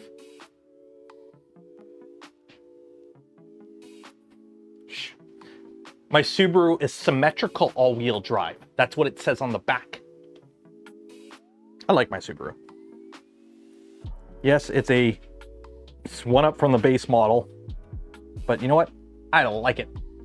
I like my Subi.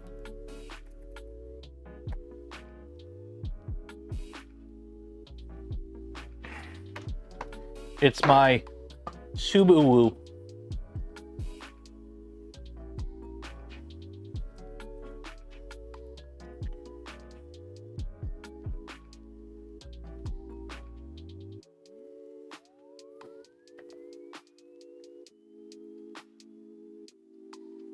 Go.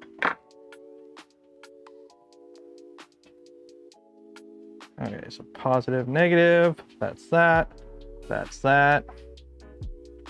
You plug into here now. Now I actually need a USB cable. I actually don't have one.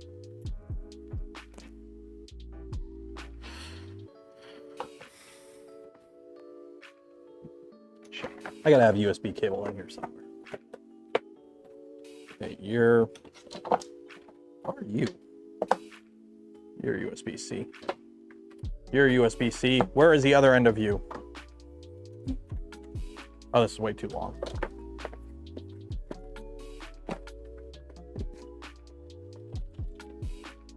I don't want to use a 20-foot long USB cable for this, but I will for now. And I'll just replace it with a shorter one later. I don't want to waste such a long USB cable on this. Okay, you know what? I'm not going to actually plug the tool head board into the main board yet, because if I screwed something up, I don't want to short it. So let's power this up.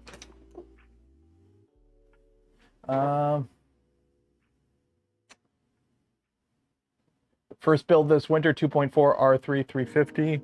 Hoping CAN bus won't be a big trouble, just couldn't choose the other option. It's honestly not too bad. Just follow the esoterical guide, and it's literally just follow each step as you go, and it's not that bad, honestly. Never heard of a Subaru. Dude, my wife wants to get us a Subaru. My wife has a 2017 2017 Ford Escape right now, and she's like, yeah, when that's up, I'm probably gonna go get like a Forester or something. So, stock face paint. I don't vape. I don't vape. I smoked cigarettes for 10 years of my life. And when I quit smoking, I made the, it's like, no, I am done smoking. So I won't smoke, anything. I do use my cocoa press to make edibles, but I don't smoke. I need a C14 cable. How do I, C14? Gotcha. Tell me the Saval V8 Max is a good kit. What's the Saval V8? What's the Saval Max V8? I know there's the SV08. Is that what you're referring to? The SV08? Saval SV08 Max? So here's my thing on the Saval. I've had a couple Savals over the years. They did send me a Saval SV08, the original one. And mine was kind of a lemon. It had some issues with misassembly from the factory, and it felt very undercooked. It needed a little bit more time in the oven. But others who have Savals have had pretty good experience with them, although the beds suck. The beds apparently are tacos, so you're probably gonna have to swap the bed. The SV08 Max, so for $1,000, it's okay, it's on sale. So for $1,300, I hate going off of the sale price. For $1,300 US, it's a flying gantry Core XY 500 millimeters. The thing with the Saval, the Sauvalier, if they've improved it on the SV08 base model, it should not be bad. You just have to be aware they are built to a price point. Also, the downside is this is not a Voron. So if you're planning to do mods to it that are common on Vorons, you may run into trouble. Because, for example, the frame is completely different. You don't have the same mounting points. None of the geometry is the same. You can't swap out XY joints or AB mounts or like it looks very much like a Voron, but it is not a Voron in any way. It has no parts commonality. So you're going to, this is a Saval. This is a Sauvalier, a Sauval, whatever we want to call it. Not a bad printer. I'm not saying it's bad printer. You just need to be aware what you're getting. It is its own thing. I know a lot of people are interested in it, in getting it as a alternative, or getting it and then when Index comes out, indexifying it. That's not a bad idea, especially if you don't want to go through the hassle of building a 3D printer yourself. And also, I'm just going to say this. Do you need a 500 millimeter printer? Okay. Do you need a 500 millimeter printer? Okay. Also, what is the flow rate of this tool head?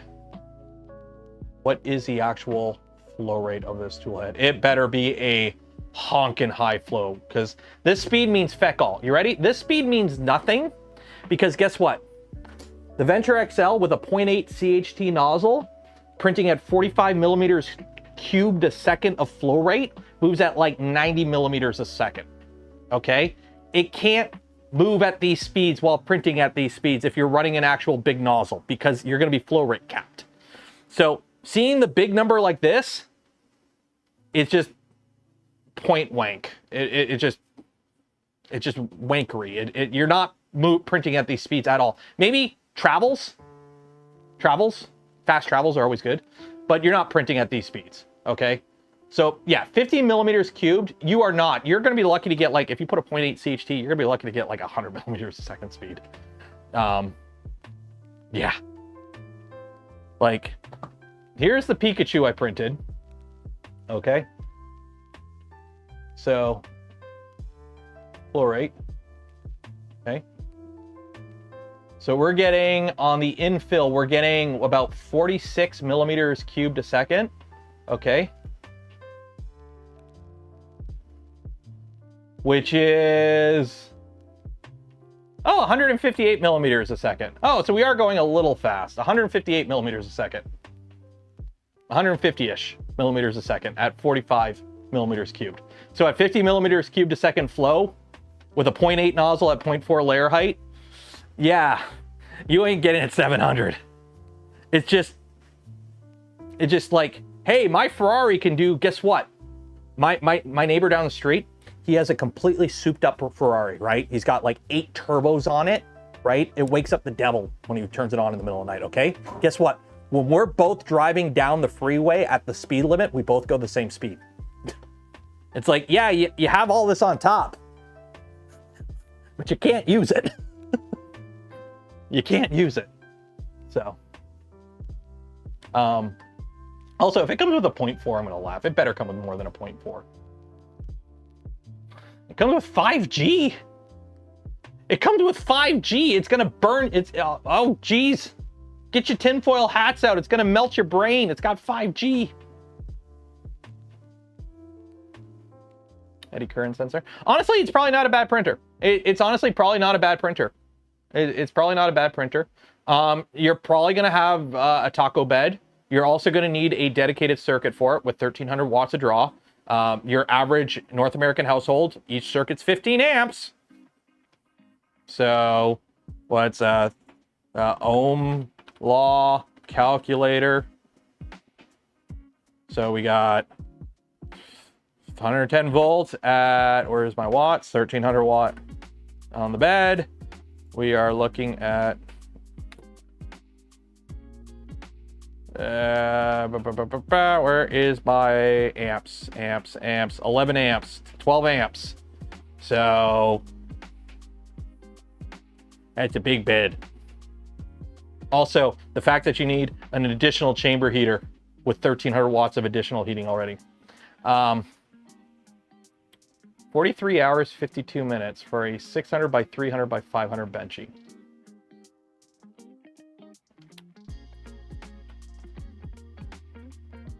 So what is it? 600 long, 300 wide.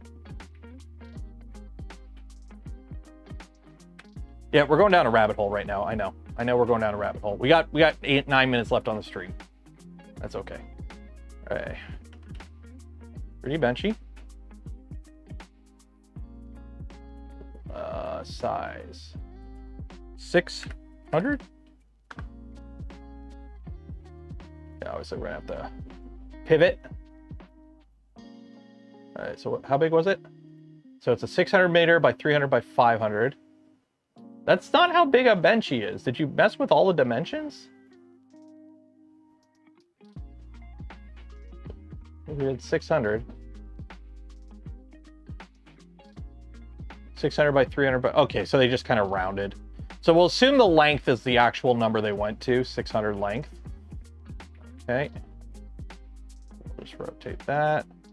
Support. No support, it's a benchy. Center that, range, whatever. Okay, so range it that way.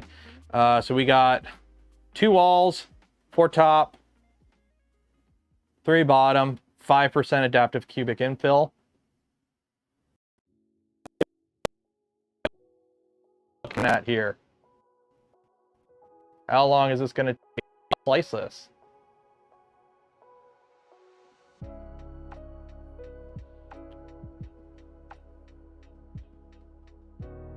So this is a 18-hour print. And it's 2.4 kilograms of filament. So it's a 1000% scaled benchy. So a 1000% scaled benchy on this printer with a 0.8 nozzle, flow cap to 45 millimeters cubed a second is a 18-hour print. 19-hour print, sorry. 19-hour print, 2.4 kilograms. On this one, 43 hours and 52 minutes. I'm assuming this is with a 0.4 nozzle. I'm assuming this is with a 0.4 nozzle. It better come with more than a 0.4.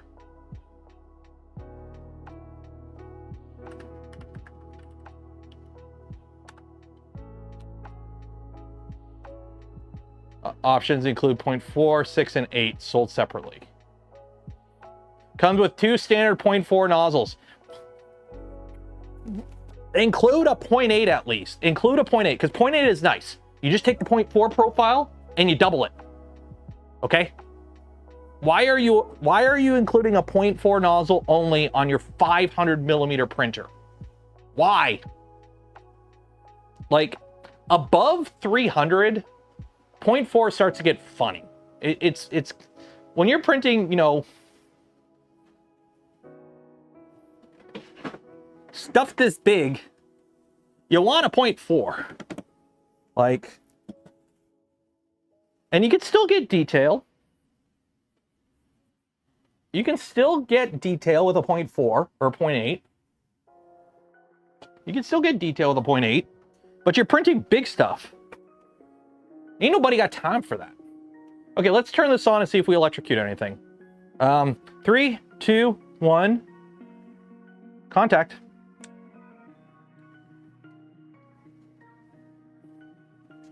Is there a light on that? Ooh, we got lights. And it's turning on. Ooh.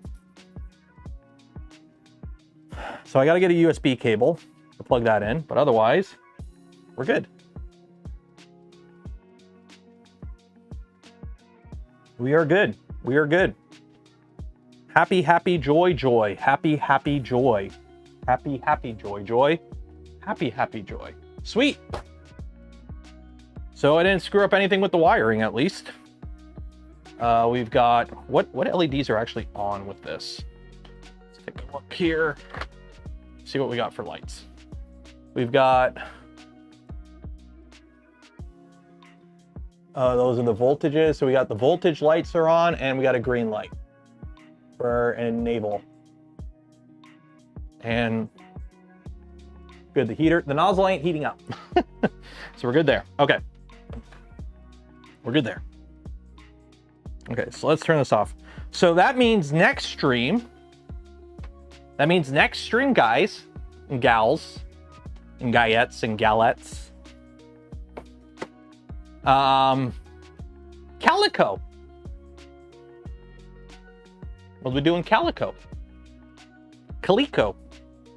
Prusa wire. If there's a kit for Prusa wire and it gets into my hands, I will build a Prusa wire. But if there is no kit and if it needs, like, I don't have an extra Mark III. I have a 3.5 that I don't want to mess with because I like having the 3.5. The Prusa 3.5 is my generic. If it prints on this, it'll print on anything printer. So I don't want to mess with my 3.5. I have a 3.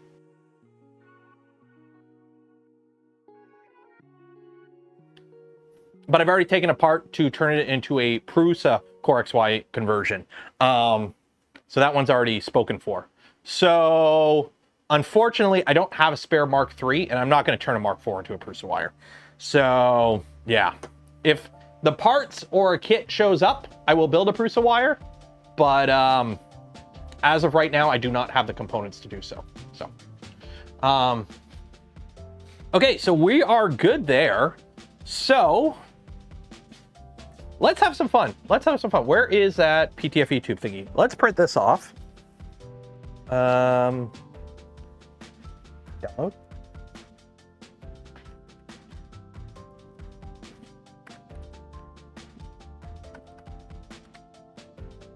Let's print it in PPS. PPS CF10. Anyone? We'll use the PPS filament. Everyone likes the filament. We're gonna use the filament here, because why not? Downloads.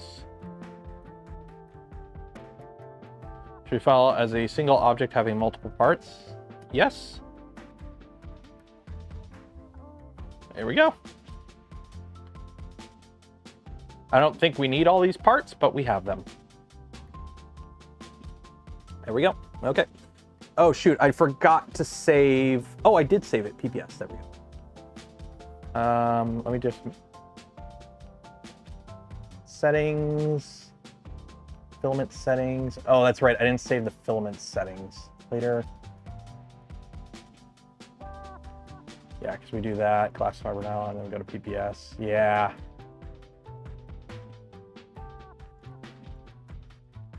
because I think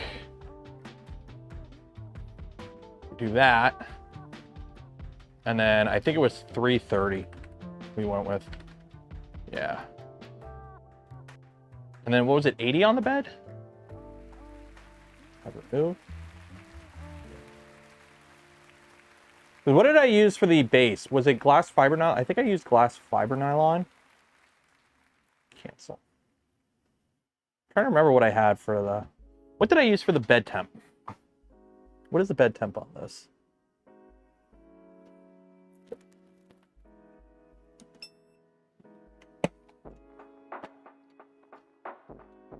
$80 to $90. I think it was 90 on the bed. I think it was 90 on the bed. Filament settings, yeah, 90 on the bed. We'll do 90 on the bed. Okay. Now. Don't I need to modify the model? Nope. It's the Bowden tube that goes through here. And we're just going to mount it back here in the corner.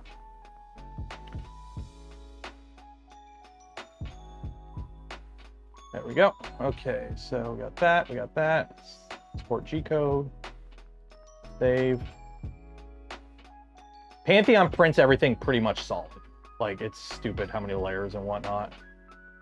But I need a drone frame. If anyone has, I need a little dead cat drone frame. I have stuff to build a 3-inch quad that's like a 2S. Like, it was like the Nano Long Range. I have the hardware to build a Nano Long Range, and we're going to print the parts in PPS. So I might print the original stock frame, or I might modify the frame, but we're going to be doing that maybe Friday. We'll see.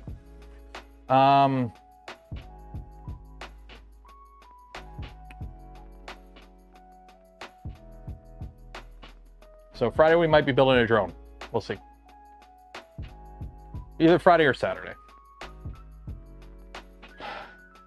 Okay, let's do the giveaway. If you did not enter for your chance to win some Polymaker filament, enter now. You have like 1 minute to enter for your chance to win some Polymaker filament. And then we're going to do the giveaway. So enter now. Do I want to print a frame? Yeah, because I have the PPS filament, which is like, this is PPS, okay? It's a little bendy, but it is stupidly hard. So, but I have the hardware to build a Nano Long Range. Right, I've got an AIO board that'll run at 1S or 2S. I'm going to run it at 2S because I want to run it with high volt 2S batteries so I get a little bit more performance and just like use it to fly around parks essentially. So, okay, let's do this giveaway. 2 sheet, create. Copy. No more responses, save. Copy. Marbles, names. Save. Marbles on Steam. Open that up. Oh.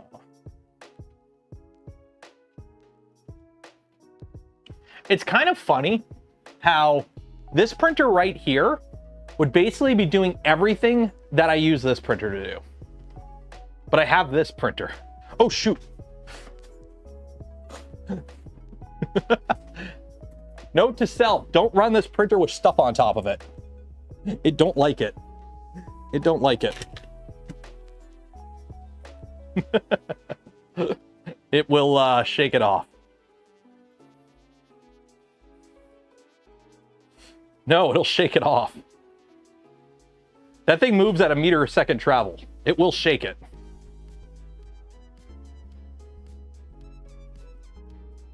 Okay, random. How many bots do we have? 203.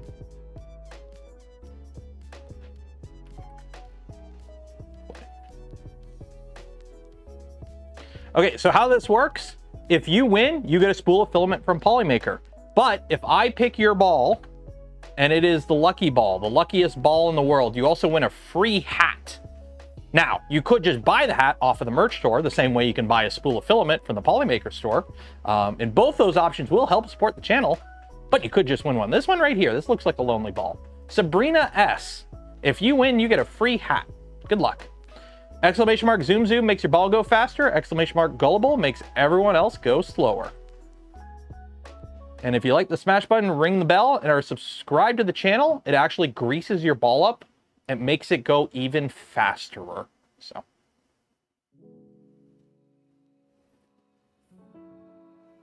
Oh, Robin is in the lead. Let's follow Robin.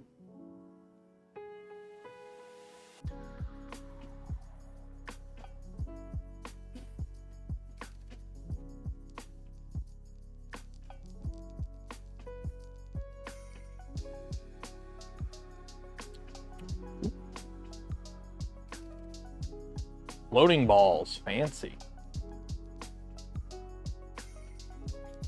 My MGB journey, dude. I have like, it's funny, like how like different generations like different cars. I have absolutely no care for muscle cars at all. Like when I go to a classic car show and there's like a bunch of like old Mustangs or GTOs or whatever, I'm like, it's cool, whatever. But I see like a mint condition MGB or Triumph Spitfire or something, and I'm like, oh, heck yeah. I like little sports cars. Like little cars. Sports cars, K cars, minis, like the original Mini. Yeah. Muscle cars do absolutely nothing for me. And like the whole, what are they called? What are the cars that are like slammed down where they like, it's like a 30s car, but it looks like the rat rod.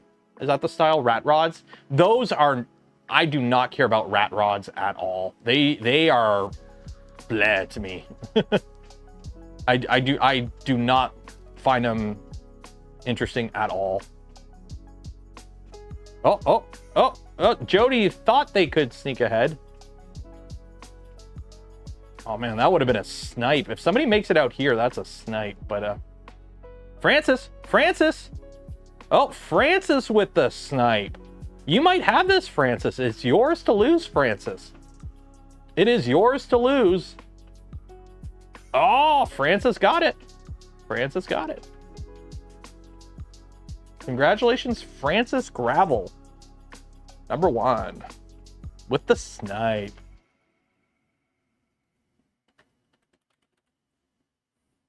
There you go. Okay. So you will get an email from me after the stream ends with information on how to collect your filament from Polymaker. So congratulations. Golf claps in chat for Francis, everyone. Golf claps in chat. Let's get some golf claps. Right? I straight piped MGB with overdrives and absolute blast. That's the thing, like, and it's honestly like, yeah, I know they're not fast at all. But like, get your hands on an old MGB that's not rusted. Swap out the original motor. You could do fun stuff with just that frame, because it's a small little sporty frame, right? An EV conversion would be pretty cool. I would love to get a K truck and do an EV conversion on it and use it for like a little inner city little errand truck. That'd be fun. I would love to do that. Make great channel content, but that way outside the budget, and I ain't got the room to do car stuff, right? But I would love to do that. Have you seen the aerial? Oh yeah, I know what an aerial atom is. The problem with the aerial atom is it is what it is, and I don't want that. I don't want a track day car that I can drive on the road. I want a little fun normal car that I can mess with, and I have no problem like changing stuff on. I don't want to buy something that's already done in that way. I want to buy something that works and then change it. I think there's more fun in that. I'm just sending off the email right now so I can end the stream. There we go. Okay, email sent. Sweet. Happy Gilmore 2 is out. I heard that it is not a great movie, but it is, as far as a sequel to the original Happy Gilmore is, which considering the original Happy Gilmore only got like a 20% score on like IMDb. It's not a high rated movie by any means. It works pretty good. Hey, Naroga. Well, okay, if you are sending me a collaboration, a paid collaboration opportunity email, and you call me Naroga. Naroga is the name of my original YouTube account before I changed it to 20 different things between it is what it is right now, because Naroga was a character I played in World of Warcraft. So somehow you're calling me that, Just wanted to follow up on my last message in case it got buried. Would love to work together. GenTube's growing fast in collaboration with early creators. Yeah, what the heck is GenTube? Sounds like some AI bullshit. F off. Anyways, okay. Are you printing? What are you doing? Oh, you're heating up. You're heating up. Are you printing? What are you doing? Canceled. Why did it cancel? Oh, that's why. Okay. Anyways, we're going to call it there. Again, huge shout out to Luke's Lab for providing the hardware for the takeoff toolhead that we are using for this series, the Chube, the Jupiter board, and the takeoff toolhead itself. If you are interested in getting any of this equipment that you see here, check out the link to Luke's Lab, first link in the description. Also, shout out to Polymaker for the spool of filament we gave away this stream and every stream. Links for all of them and more in the video description below. Affiliate links don't cost you anything extra, go a long way in supporting the channel. Some of them, like the GamerSubs one or the Gloop one, use code Canuck. Save some money. Remember, GamerSubs is having a big sale on right now, so go check that one out. And for those that donate to the channel, give the memberships to others, or became members of the channel yourself, I thank you. Would not be able to do the things I do, create the content I create, without your continued support. You make it all possible. Remember, tomorrow, channel members stream, probably around 11-ish a.m. again. Maybe a little bit earlier, maybe a little bit later, whenever I get back from Costco, essentially. So yeah, so that'll be tomorrow, and then regular stream on Friday. I don't know what we're doing yet. We'll figure it out. Anyways, enjoy the rest of your week. Be safe out there. Wash your hands, and I will see you in the future. Goodbye.